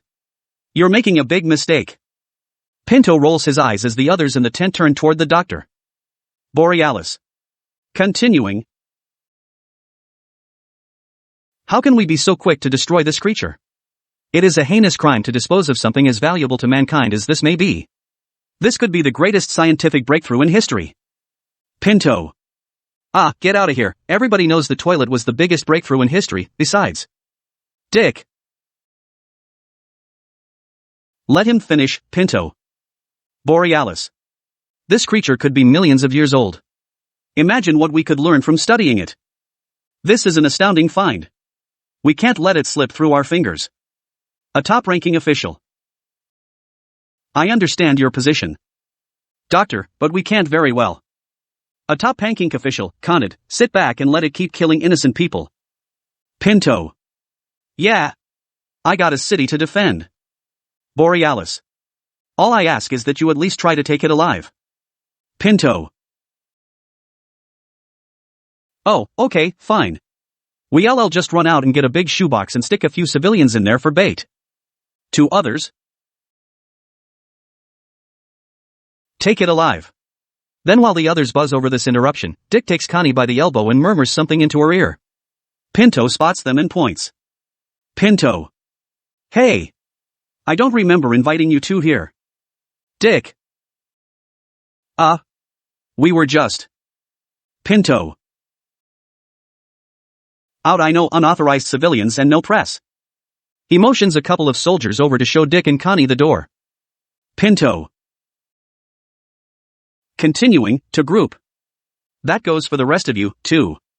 Nobody talks to reporters from here on, that's coming directly from the mayor's office. One meek official raises his hand.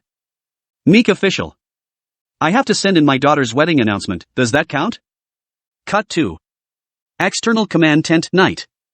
Dick and Connie stand outside the tent as the bouncers brush their hands and go back inside. Connie. What was all that whispering about? Dick! They're gonna start the search at first light. We don't have a lot of time. Connie! A lot of time for what? Dick grabs her by the shoulders. Dick! Don't you understand? We gotta get to that thing first. Those guys are gonna blow it to Kingdom Come as soon as they spot it. I'm a newsman. I want the story. I want to get close to this thing before General Patton in there blows it into a pile of wingtips.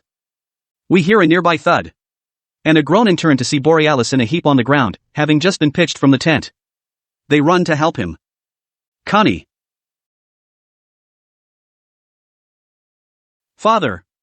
Are you all right? Borealis. Of course, dear. Nothing hurt. Except my pride.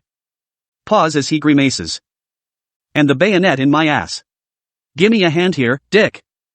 He shifts to his side and Dick yanks the bayonet out of the good doctor's cheek. Borealis. Continuing, grimacing. We can't let them do it. We can't let them kill the creature. We must find it before they do. Dick, to Connie. Does that count? Did I tell ya? Ha? To Borealis, how do we start? Daylight's almost on top of us. Borealis. He can't be far from here. He must be tired, he just fought off an entire army. If we move quickly, we might be able to get to him and hide him before he's spotted. Connie. Hide him? Where on earth are you going to hide a huge thing like that? Borealis. Angered. This is why I wanted to keep the house after your mother died. But no. You kept saying, sell it. Sell it. You don't need all that room. You never have guests, so now I have one and I have no place to put him. Thanks a heap. Connie. Well, how was I supposed to know? If worse comes to worst, put up a cot in your apartment. Jesus. Dick. That's enough, you two. Lodging is the least of our problems right now. How the hell are we gonna capture this thing? There's only 3 of us.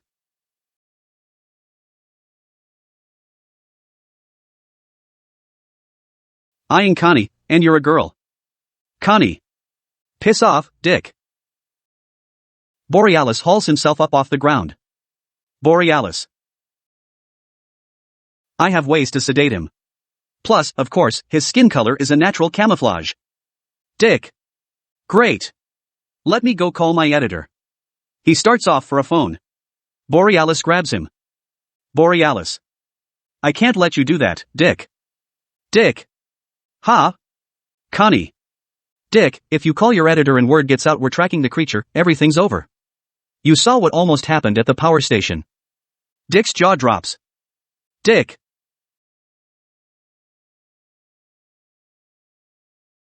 Wait a minute. I need photographers and lights and editorial approval, we're talking about my job here. Borealis. I'm talking about 150 million years of natural history. Surely your newspaper can wait a day or two.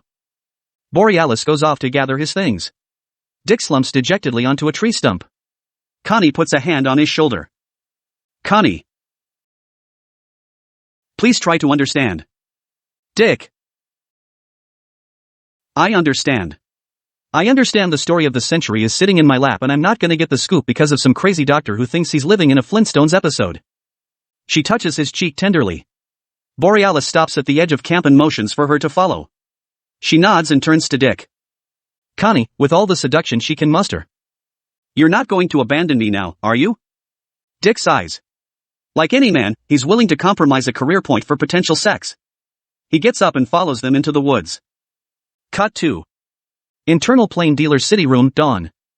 With his hair tousled, his pajamas hanging out of his overcoat and a big pillow crease mark on his cheek, Frank Wallace stumbles into his office where Jimmy is hanging up the phone excitedly. Wallace. What's up? I almost had some sleep there. Jimmy. I'm working on the late morning final right now. The creature struck again, fought off a whole army. Jesus, Frank, it's incredible. You should hear some of the accounts. Wallace sits down and rubs his eyes. Wallace. Where's Douglas? Jimmy. We don't know. Wallace. We don't know? Did he get eaten by the thing? What? Jimmy. We heard he was on the scene of the shootout at the power station, but since then we lost track. Wallace takes a few aspirins. Wallace, great.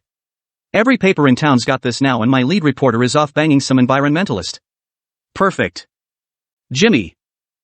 What do we do, Frank? Wallace. Take his name off the guest list for the company picnic. In the meantime, though, I guess we run a background piece on the monster, likes, dislikes, hobbies, last book read, where he comes from. He stops and looks at Jimmy. Where does he come from? Cut 2. External Lake Erie, dawn. The barking tuna is now towing a barge weighted down with 150 barrels of radioactive waste. The Weaver brothers and their new business partner, Artie Engel, sit in the bow quaffing brews, Artie staring at a wad of cash in his fist. Dave. Now, you gotta shut up about this, Artie. Cleet. Yeah. Don't go blabbing it to all the boys down at the Crow's Nest. Artie. Who, me? My lips are sealed, fellas, really. They could throw acid in my face, I wouldn't make a peep. Mum's the word. He leans back in his chair and sticks his feet up on the rail. Artie. Continuing, cocky. Man, this is living. Sure beats sticking your hands into a bucket full of nightcrawlers, huh? Huh? Dave. Yeah, well, it's our little secret, okay? Artie. I tell ya, I was born to be a man of leisure. Fishing? Bah, I for the birds. Cleet and Dave nod. Artie raises his beer bottle in a toast. Artie. Continuing. To the waste disposal business. Dave and Cleet. Here, here. Here, here. The barking tuna drifts past two old guys hunched over in a rowboat, cobwebs growing on their reels and lines. Artie sees them and snorts. Artie. Look at those poor slobs. The fate of the commercial fishermen. Suddenly, Artie jumps out of his chair and yells at them. Artie. Hey, you assholes. Guess who's making some real money? Dave and Cleet. Artie. Cut 2. External The Forests of Cleveland, day. Dick, Connie and Borealis hack their way through the thick brush, their clothes torn and smudged, small cuts on their faces from the branches whipping them. We hear lots of spooky jungle noises, exotic bird calls, perhaps the roar of a big cat. Connie, struggling, I had no idea. Pant, pant. Outlying Cleveland was so woodsy. Borealis opens a penknife and hacks away some growth as if he were wielding a machete. Borealis. Yes. Grunt, this area's probably unincorporated. He parts some huge leaves and steps into them, Dick close behind. Connie stops to pull some vines from her leg, momentarily losing sight of them. When she looks up, she finds herself alone in the jungle. Connie. Dick? Father? No response. She thrashes into some foliage. Connie. Continuing. Wait. Dick, where are you? Wait for me. Nearing panic, she starts to run as best she can, clawing at the dense growth around her, panting heavily. Connie. Dick. Father. Where are you? Cut 2. Dick and Borealis. The doctor has stopped to examine some broken twigs. Dick catches his breath and looks behind him. No Connie. Dick. Hey, what happened to? We hear a female scream, definitely Connie's. Dick dives into the brush after it. Cut 2. Connie. Backed against a tree, cowering. Dick jumps into the clearing and grabs her. Dick. Connie, what is it? Her lower lip trembling, she points a shaky finger.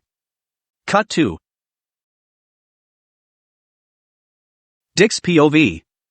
A child-sized skeleton in a tattered Cub Scout uniform sits propped against a tree, the skull grinning morbidly up at them. Back in scene. Connie buries her face in Dick's shoulder and sobs. Dick grimaces and holds her fast. Dick. Poor little bastard. Must have wandered away from his den. Borealis' voice calls from nearby. Boris. Off screen. Connie? Connie. Dick. It's okay, Doc. Everything's okay. Borealis. Off screen.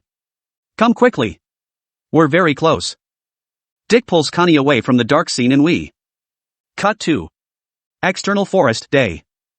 They come up to Borealis, on his knees, examining the area with a magnifying glass.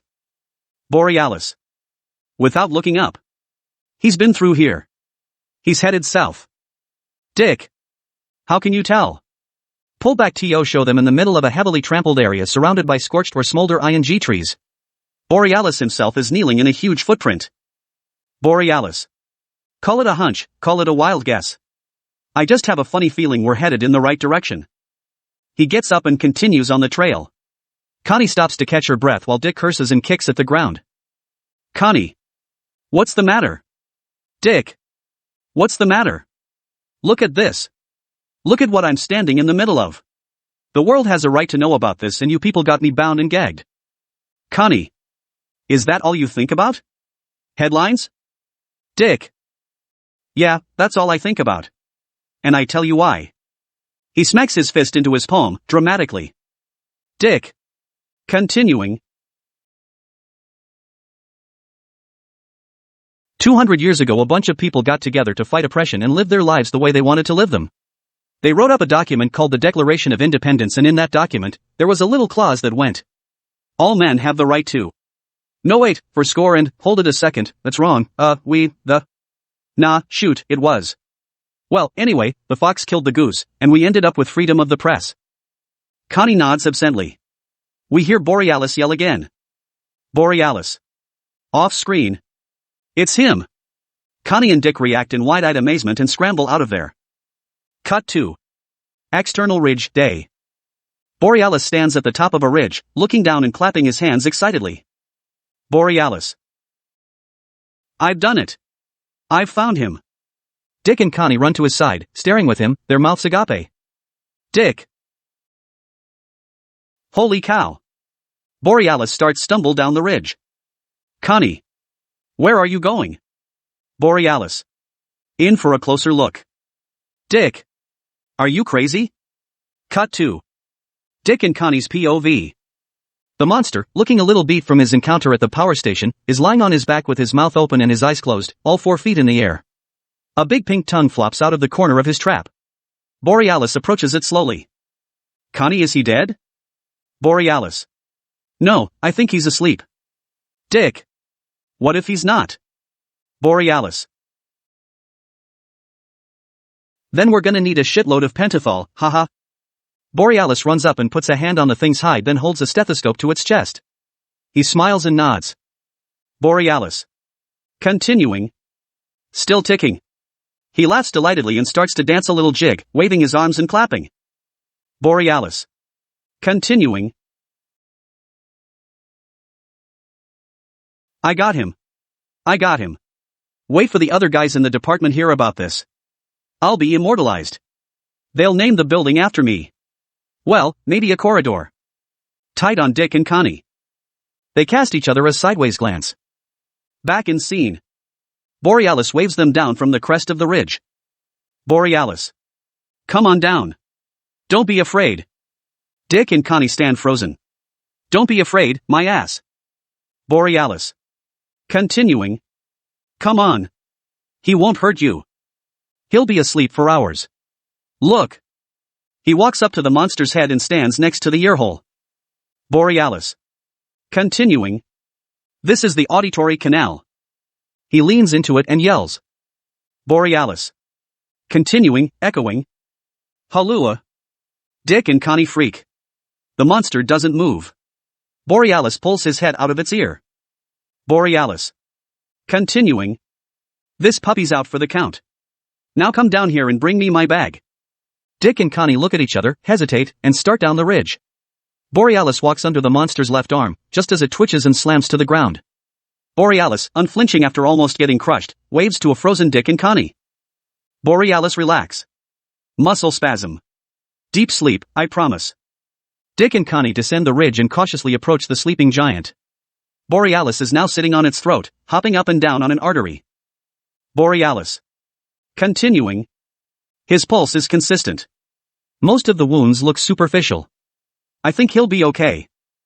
Connie reaches out timidly and touches the hide. She turns to Dick and smiles. Connie. It's amazing. Go ahead, touch it. Dick. What if I get warts or something? Connie. Oh, come on. I thought you were a fearless reporter. Dick takes one step toward it, hesitates. Dick. This thing could still wake up and fry us. Connie takes his hand gently and places it on the hide. Dick smiles nervously. Connie. See? He's actually quite pleasant to the touch, isn't he? Dick.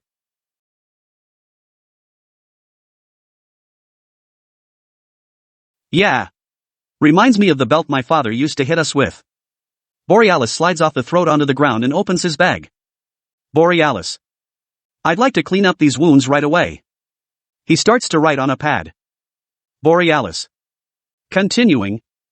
I've got some supplies in my bag, but I need some more. Say, 900 yards of gauze, and the biggest styptic pencil they have in stock. He tears off the page and holds it out to Connie. Borealis.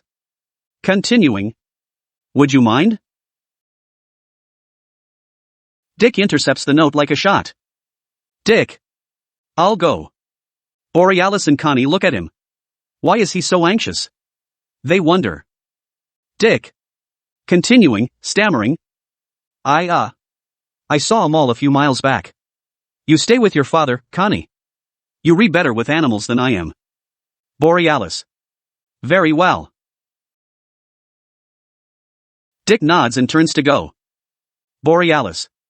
Continuing. Please hurry. I'd like to move him before a helicopter spots us. Dick. Cheerily.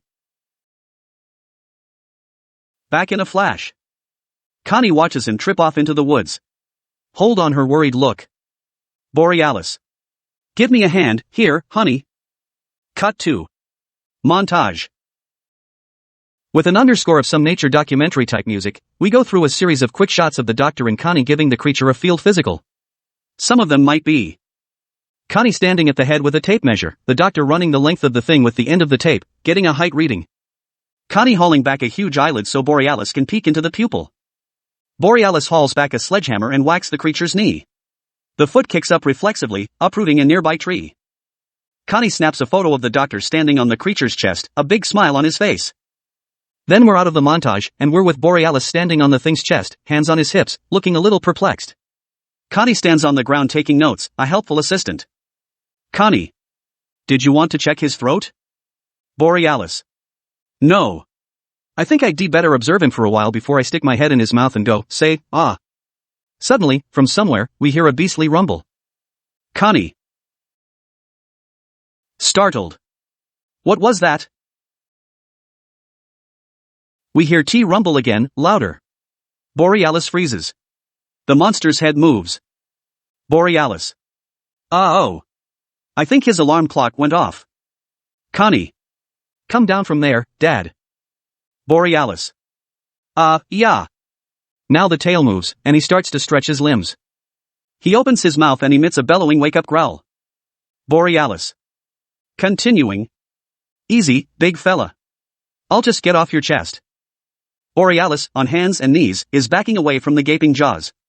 Suddenly, one reptilian eye pops open and locks dead on the doctor's retreating figure. Borealis. Continuing. Oops. Connie, shaking. Father. The monster lets rip a mighty roar and thrashes wildly. Borealis flies to the ground, hits hard and lies still. Connie screams. The doctor is out. The monster rolls and gets to its feet, temporarily turning its back on Connie. Ordinarily, any sane person would see this as a great opportunity to run, but not Connie. She runs to her father's side and tries to revive him. Connie. Father. Wake up. The monster turns his great ugly head toward the little squeal. Connie looks up in terror as the beastly yellow eyes scan the ground and spot her. Connie and the monster lock into a moment of suspense-filled eye contact and, it's love. The growl subsides, the eyes suddenly become less fierce, we hear a burst of strings, a funky rhythm section and a sexy, very whitish love theme cranks up. The monster coos, Connie's terror turns to eager curiosity, and she eyes him seductively, her silky hair whipping in the breeze, lips pouting sensually like an MTV love goddess. The monster lowers one claw and reaches out a gentle, probing finger. A flicker of a smile crosses Connie's face. As the music builds in intensity, she stands up, mesmerized, and goes to him. Cut 2. External highway near the forest, day. A tattered, jungle fever-ridden Dick staggers out of the forest onto the highway and spots a gas station on the other side. He bolts across and runs up to an attendant who's sitting in a lawn chair swatting flies and scratching his nuts. Dick. Desperately. I need your phone. Like many gas station attendants, this dude's country of origin was some desert 7,000 miles away and he speaks nary a lick of English. He looks at Dick blankly. Dick. Continuing. Phone. I need a telephone. Telephone. Attendant yells back at Dick in his native language, waving his arms and spitting. Dick leaves him screaming and goes into the office. Cut 2. Internal gas station office, day. The first attendant's brother is on duty at the cash register, thumbing through a thick magazine filled with glossy pictures of unnatural acts. The radio blasts some weird belly dancer carpet death of 1,000 cuts type music. Dick bursts in. Dick. Gimme some change for the phone. He slams a crumpled dollar bill on the counter. Second attendant. Lazily. No purchase, no change. Dick has all he can do to restrain himself from vaulting the counter and choking this guy. He grabs a can of motor oil off a shelf and slams it on the counter. Dick. Okay, goddammit, I'll take some 1040, now gimme some change. Cut 2. Internal plain dealer's city room, day. Frank Wallace is standing at Dick's desk, watching a couple of secretaries empty the drawers into a big carton. Frank. That's right, girls, everything must go. He picks up Dick's nameplate. Frank. Continuing. Don't forget this. He tosses it into the box, smiling. Jimmy rushes up. Frank. Dick's on the phone. Frank. You're kidding. To girls. Keep going, this won't take long. He goes over to a neighboring desk and picks up the line. We hear the strange music from the gas station blast out of the receiver. Frank. Continuing, wincing. Dick? Where the hell are you, Iraq? Cut 2. Internal gas station, day. Dick shouts into the phone while the music plays and the two brothers shriek at each other at ear-piercing levels. Dick. I'm right here at its lair, Frank. No, I'm with it. Borealis, the scientist, he tracked it down. I tell ya, I've touched the thing, Frank. It's the scoop of the century. We need cameras here right away. We're about a half-mile west of Interstate 54, there's a clearing in the woods. Yeah, it's due west of a 76 station. You can't miss it, there's two guys beating the shit out of each other on the full-service island. We look out the window. The two brothers are indeed fighting. Dick. Continuing, into phone. And, Frank? Hurry. We could get spotted any minute. He hangs up. Cut 2. External gas station, day. Dick comes out of the office, muttering to himself as the two brothers choke each other. Dick. To himself. I had to do it. Connie, I'm sorry, but let's face it, it's not like you reattached to this thing, I mean, it's only a lizard. Cut 2. External forest, day. If the Bee Gees did the soundtrack to this film, the title of the song over this scene would be More Than a Lizard. This is our love scene, the beauty and the beast stuff. While the love theme churns soulfully, the monster and Connie explore their initial intimate contact. The monster holds Connie up to his face and she caresses his scaly green skin, her lips twitching sensually, perhaps a wisp of hair catches in her mouth. The monster sniffs her, takes her over to a small pond and sets her down. She kicks a little water at him playfully. He responds in kind, dousing her with a minor tidal wave. She gets up, laughing, her soaked blouse clinging wetly to every curve and bulge on her curvaceous, bulging body. The monster gets an eyeful of this, bellows and shoots a stream of flames straight up in the air. Music continues as we. Oil dissolve 2. External hazy field, day. Connie runs in slow motion across a field, all natural and organic, in golden light and soft focus, like a hygiene commercial. Cut 2. Other end of hazy field. Here comes the monster, also golden and soft focus, stomping across the field in slow motion to meet his woman.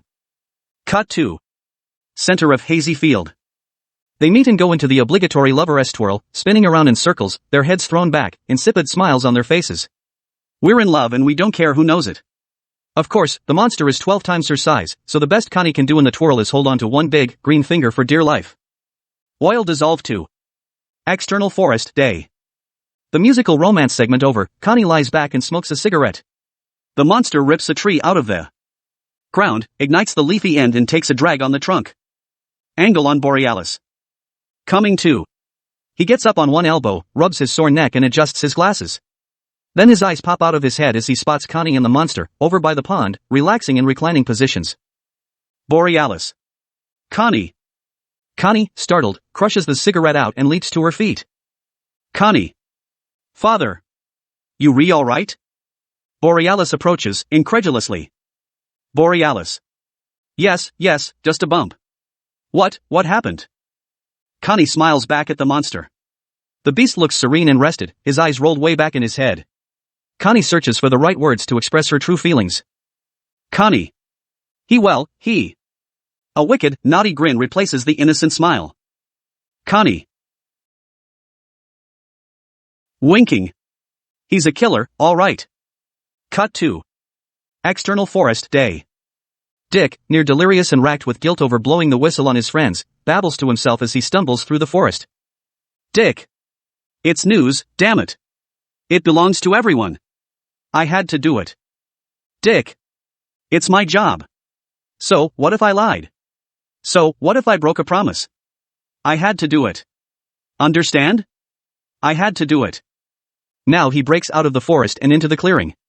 Connie's kneeling by the pond, sponging herself. She looks at Dick. Connie. Had to do what, Dick? Dick's mouth falls open. She looks great. His heart sinks. He's betrayed the object of his desire. Dick. Flustered. I had to, Dick stammers a bit and decides to leave the truth for later. Dick. Continuing. I had to go to 3 different malls. Nothing was open, I struck out. Connie shrugs, unconcerned. Dick looks around a little nervously. Dick. Continuing. Where's the, creature? Connie. Pointing. Over in that field with my father. Dick looks over. Borealis and the monster are playing fetch. Borealis heaves a stick, the monster stomps off after it and returns moments later with a fallen sequoia. Dick. He woke up. Connie. Dreamily. I'll say. Dick rubs his eyes. He can believe what he sees. Dick. But you've tamed him. She smiles. Dick. Continuing. He's not acting like a wild, ferocious, prehistoric beast. Connie. Slyly. You should have been here a half hour ago. Dick. Huh? Connie. Nothing.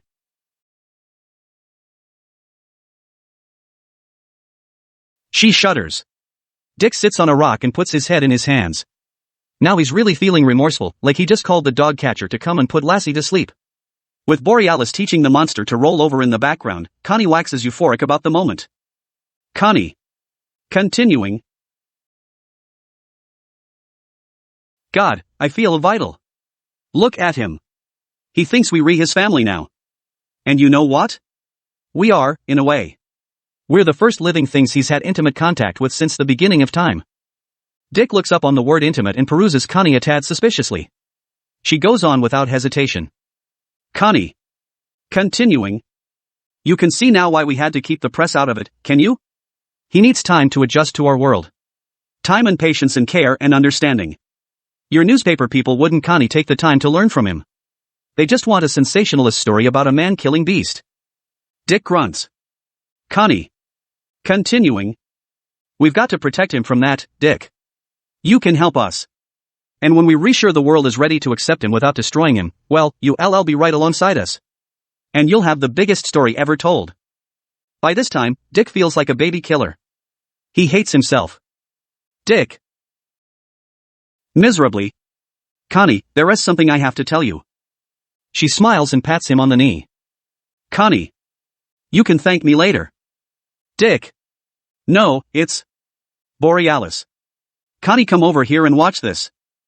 Connie pats him one more time and runs to her father. Dick. To himself. Nice going, Dick. Cut 2. Borealis. He's standing on a tall rock, about chest level with the monster, practicing a few simple commands. He smiles down at an approaching Connie. Borealis. Delighted. God, he's smart. You know, the brains in these animals make up only 1/10,000th of the entire body weight. So, assuming his is the size of a walnut, he's way at the head of his class. Watch this. Borealis holds up his hands, getting the monster's attention. Borealis. Continuing. Okay, boy. Shake. Come on, shake. The monster holds up his claws, swivels his hips and does a little shimmy. Borealis loses it. Borealis. Continuing. Is that great? Is that something? Wouldn't he be a knockout in a fringe pantsuit? Connie beams like a proud parent. Now Dick comes over. Connie. Dick, watch. It's so cute. Borealis. Shake. The monster shimmies again. Borealis falls down laughing. Dick. Yeah, that's great. Say, shouldn't we be thinking about moving him to a safer place now? I mean, we sort of out in the open, don't you think? Borealis. I think we safe. I haven't heard a helicopter all morning. That's why I gave them that song and dance about heading Borealis back toward the lake. They looking north, we hiding south. To monster, good boy. Dick. Yeah, but I think we should move. You never know who might stumble into the area. Scout troop or some birdwatchers. He's starting to sweat, looking around nervously. Connie. Is something bothering you? Dick. I just think we should move, that's all. Find a cave or something. Borealis. No one will find us here. These woods are very secluded, believe me. Suddenly, the secluded woods belch forth an army of media types in cars, buses, trucks, jeeps, tanks, etc. Helicopters and planes buzz overhead, reporters snap flashbulbs and towed video cameras, and Dirk Pinto lines up his Cleveland Defense Forces on the clearing's perimeter. A mass of hyenanity has flooded the area in the blink of an eye. Borealis is horrified. Dick is feeling dumb and guilty. Dick. Like I said, you never know who might stumble into the area. Borealis. Oh, no. Oh, no. This is terrible. Get back. All of you. Connie. What on earth? Now Frank Wallace runs up to Dick, gawking at the monster. Thank. Great work, Dick, we got here as fast as we could. Dick sputters clumsily and shifts a sidelong glance at Connie. Realizing what he's done, disillusion clouds her face. Connie. Oh, Dick. The monster begins to stir uneasily, flustered by all the sudden activity. Pinto runs up and down his line, barking commands. Pinto. Load 'em up, boys. We'll wait for the air cover and then we'll shoot to kill. Borealis. No. No. Don't shoot. He's tame. I swear, he's tame. He won't hurt us. To monster, easy, boy. Connie runs over to Pinto and throws herself on him. Connie. Listen to me. He won't hurt us. Just get these people out of here. Pinto. I've heard enough out of you. Now all the reporters' flashbulbs have gotten the monster nervous. He shrieks and belches a flame jet. Pinto panics. Pinto. Continuing. Open fire. The whole front line opens up. Rifles, cannons, mortars, tanks, the works. Lots of noise. Cut to Borealis. Dropping flat on the rock as live ammo screams over his head. The monster's losing it. Borealis. Roll over and play dead, boy. Play dead, damn you. Nothing doing. The monster fights back, roaring viciously and kicking some vehicles around. The crowd of onlookers starts to shrink back from the action. Cut to Connie.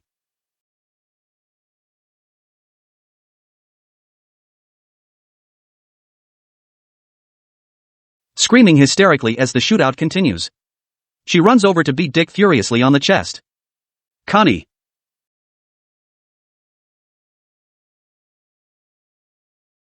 I trusted you. You bastard. You've killed it. I hate you.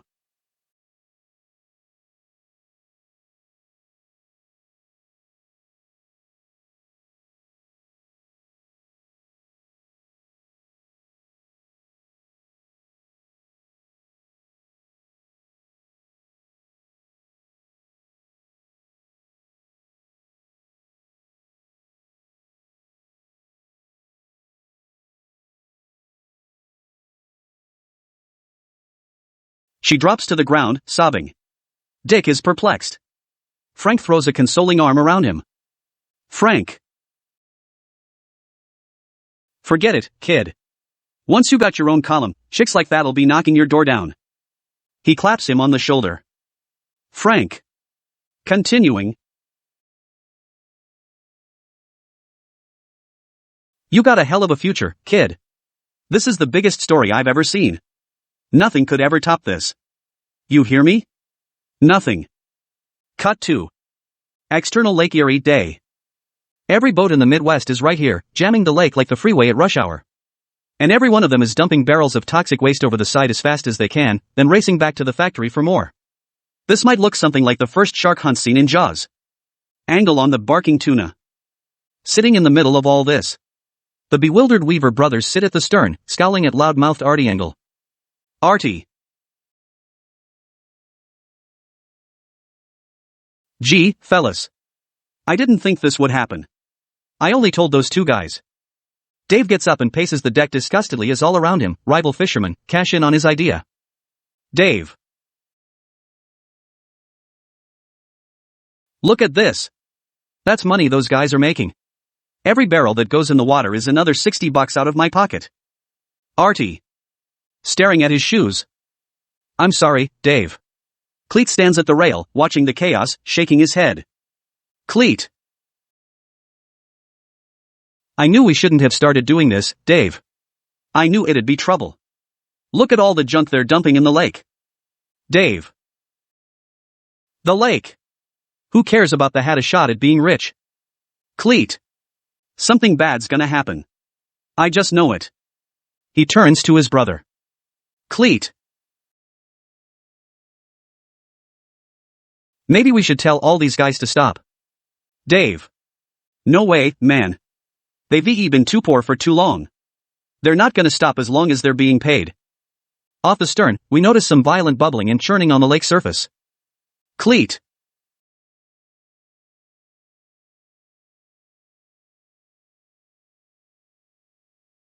I guess you're right. We've created a monster. And a new creature bursts out of the water and lets loose with the now familiar prehistoric shriek. Boat remnants and fishermen fly in all directions.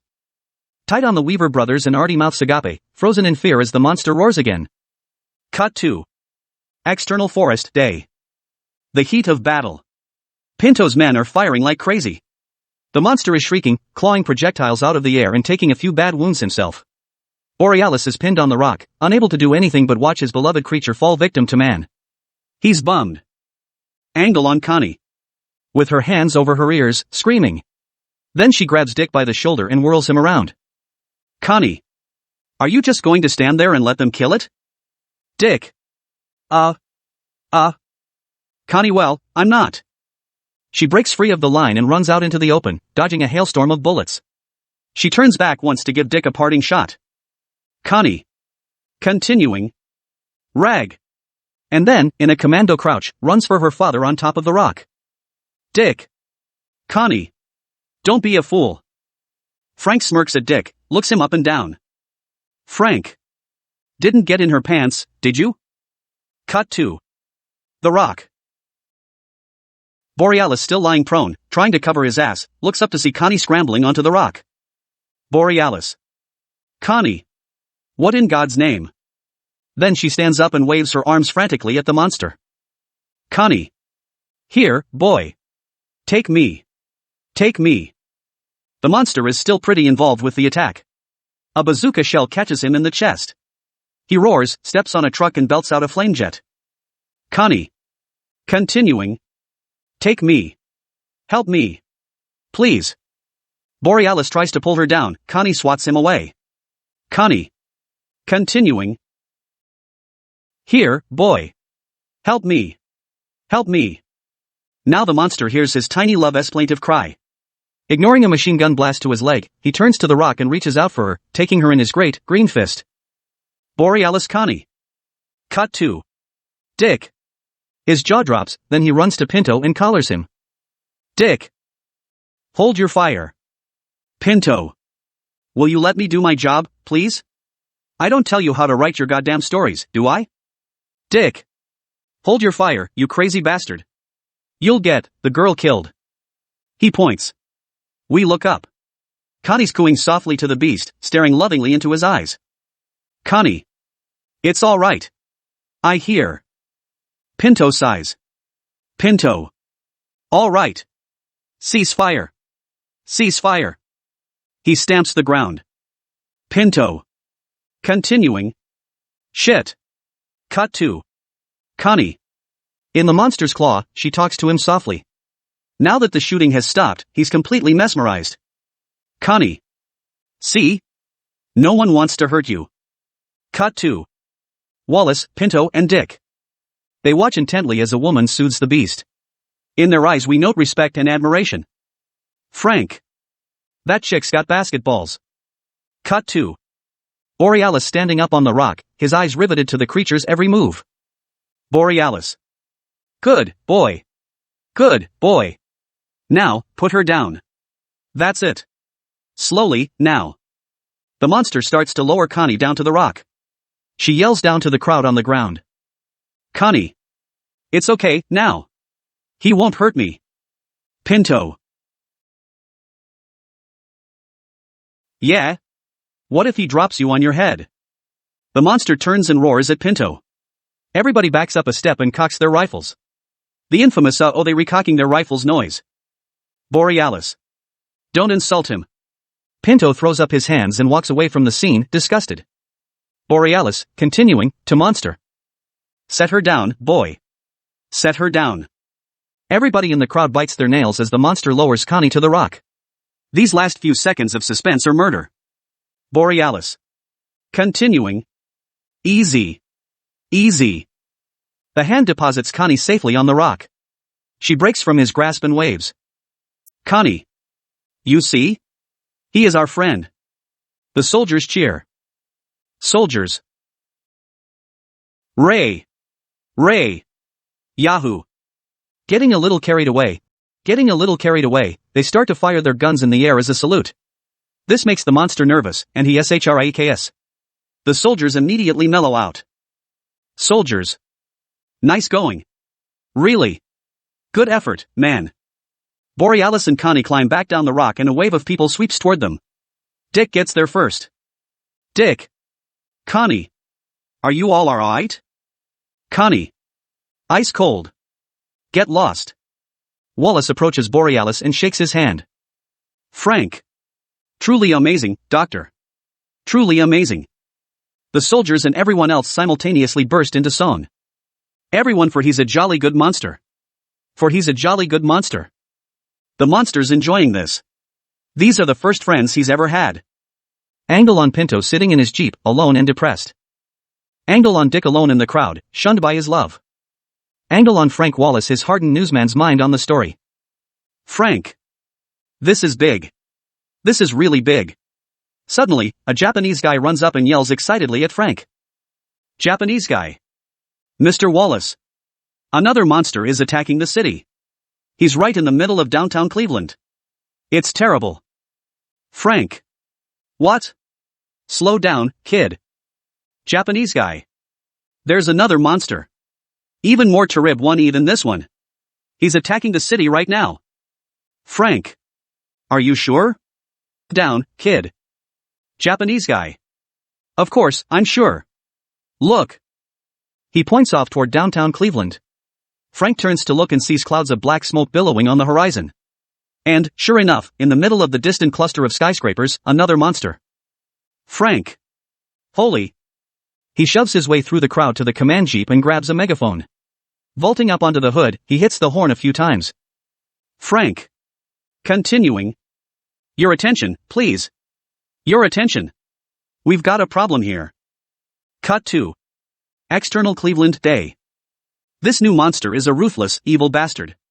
Slimier and snake like the first one, we know from our first 100k at him that Borealis isn't going to be teaching him any cute doggy tricks. He thunders through the streets not like a confused and frightened dumb animal, but a predator. The few people left on the streets here fall victim to his malevolent whimsies, as he fries people at random, steps on poor invalids in wheelchairs and performs other acts of reptilian sadism. We gasp in horror as he picks up a screaming citizen and eats him, chomping away before our very eyes. His hunger is unabated, however, and he continues to skulk through the mostly raised streets of downtown Cleveland. Cut 2. External outer downtown Cleveland.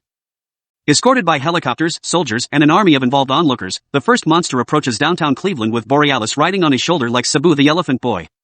Borealis can't believe his eyes when he spots the vicious monster. Borealis. Great Scott. Connie, Wallace and Pinto stand up in the lead jeep and gawk. Wallace. It's a goddamn epidemic. Dick stands up in the rear of the Jeep, where he's been riding by himself, and exclaims. Dick! Now what happens? He grabs Connie's shoulder. She pulls away from him, sneering. In answer to his question, the original monster spots the vicious one, raises his head and shrakes. Cut 2. Vicious monster. He looks up from his rampage, sees his rival and shrakes back ferociously. Cut 2. First monster. He plucks Borealis off his shoulder and sets him safely on the ground. Then he glares at the second monster, shrakes, beats his chest and moves in. No doubt about it, we gotta fight. Cut 2. Jeep. Did you? Borealis runs over to the others. Connie. What's going on? Is it his mate? Borealis. No, it's another male. I don't know how it got here, but they're very territorial. They'll fight over this feeding area. It's instinct. Pinto. Should I call in some firepower? Borealis. No. This is between the two of them. Pinto nods. He is a man of war. He understands. Cut 2. Long shot of two monsters. They face off against each other, smoldering, skeletal Cleveland lending a rather apocalyptic background to the scene. The two monsters assert themselves, snorting, clawing the ground like bulls, etc. The first monster makes the first move.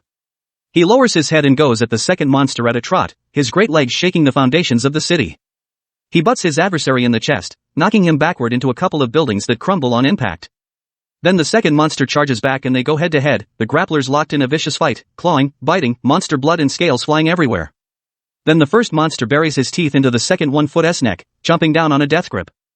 The second one thrashes wildly, screaming in pain, his tail whipping back and forth, causing a great deal of structural damage to the neighborhood. Cut 2.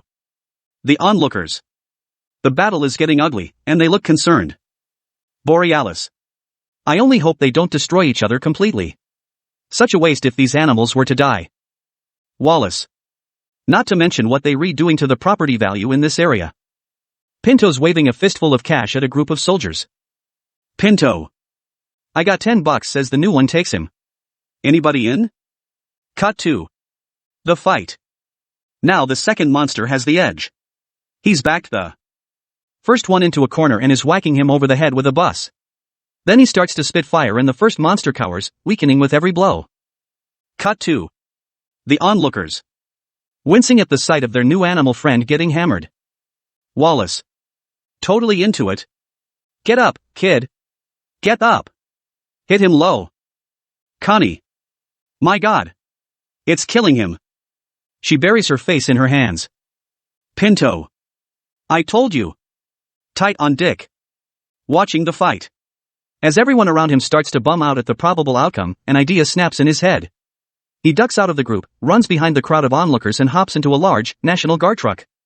He cranks up the motor, and we go wide as the truck zooms out of the crowd, heading off in the direction of the fight. Pinto.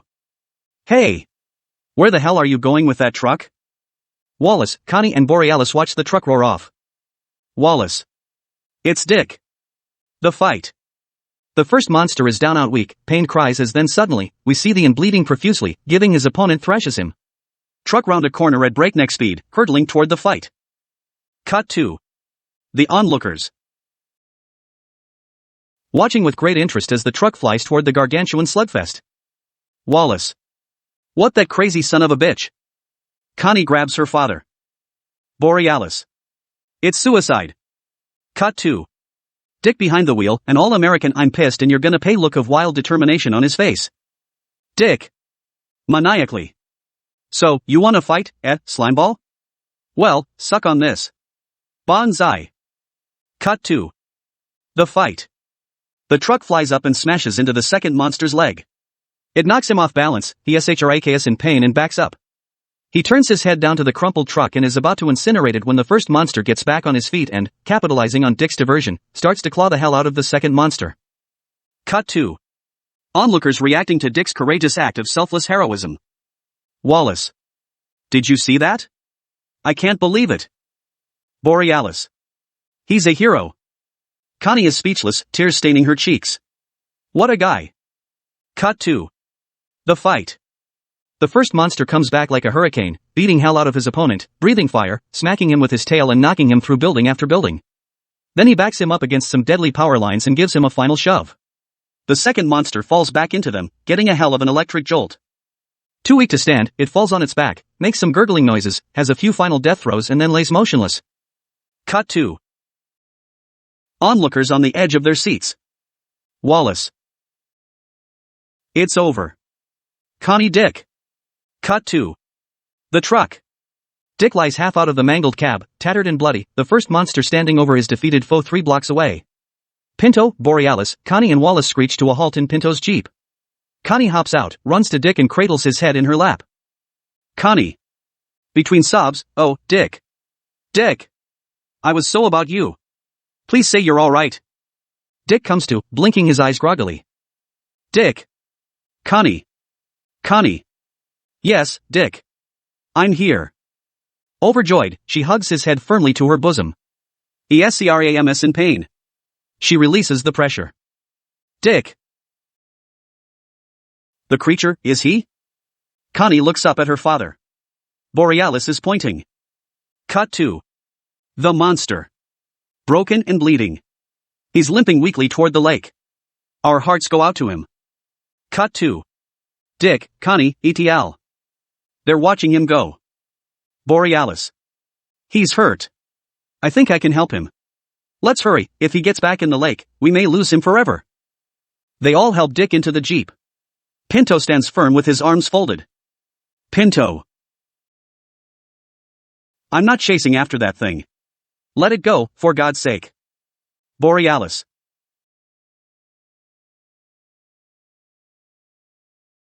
Are you insane? He just saved the city. Wallace. Yeah. You can't just let him walk off like that without even thanking him. Pinto hedges a bit, then reconsiders. Pinto. Gee. I guess he's not such a bad guy after all, huh? Pinto climbs in, cranks it up and they pull out. Cut 2. The monster. He crawls over the highway onto the sand, painfully making his way toward the water from whence he came.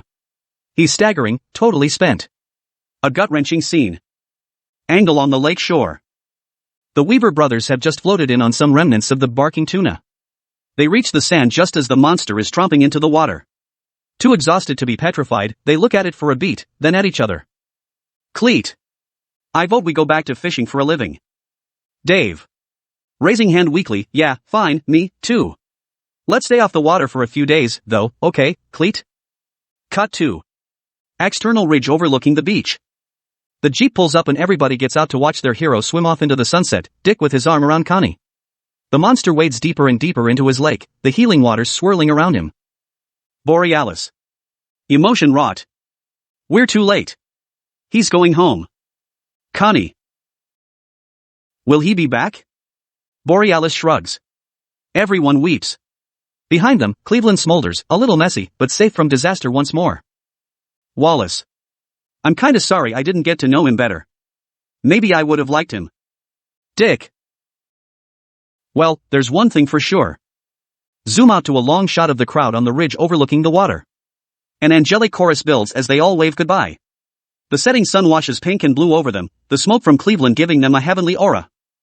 Dick. Continuing. We owe you one, big fella. Fly out to an aerial shot of the swirling waters of Lake Erie and we fade out. The end.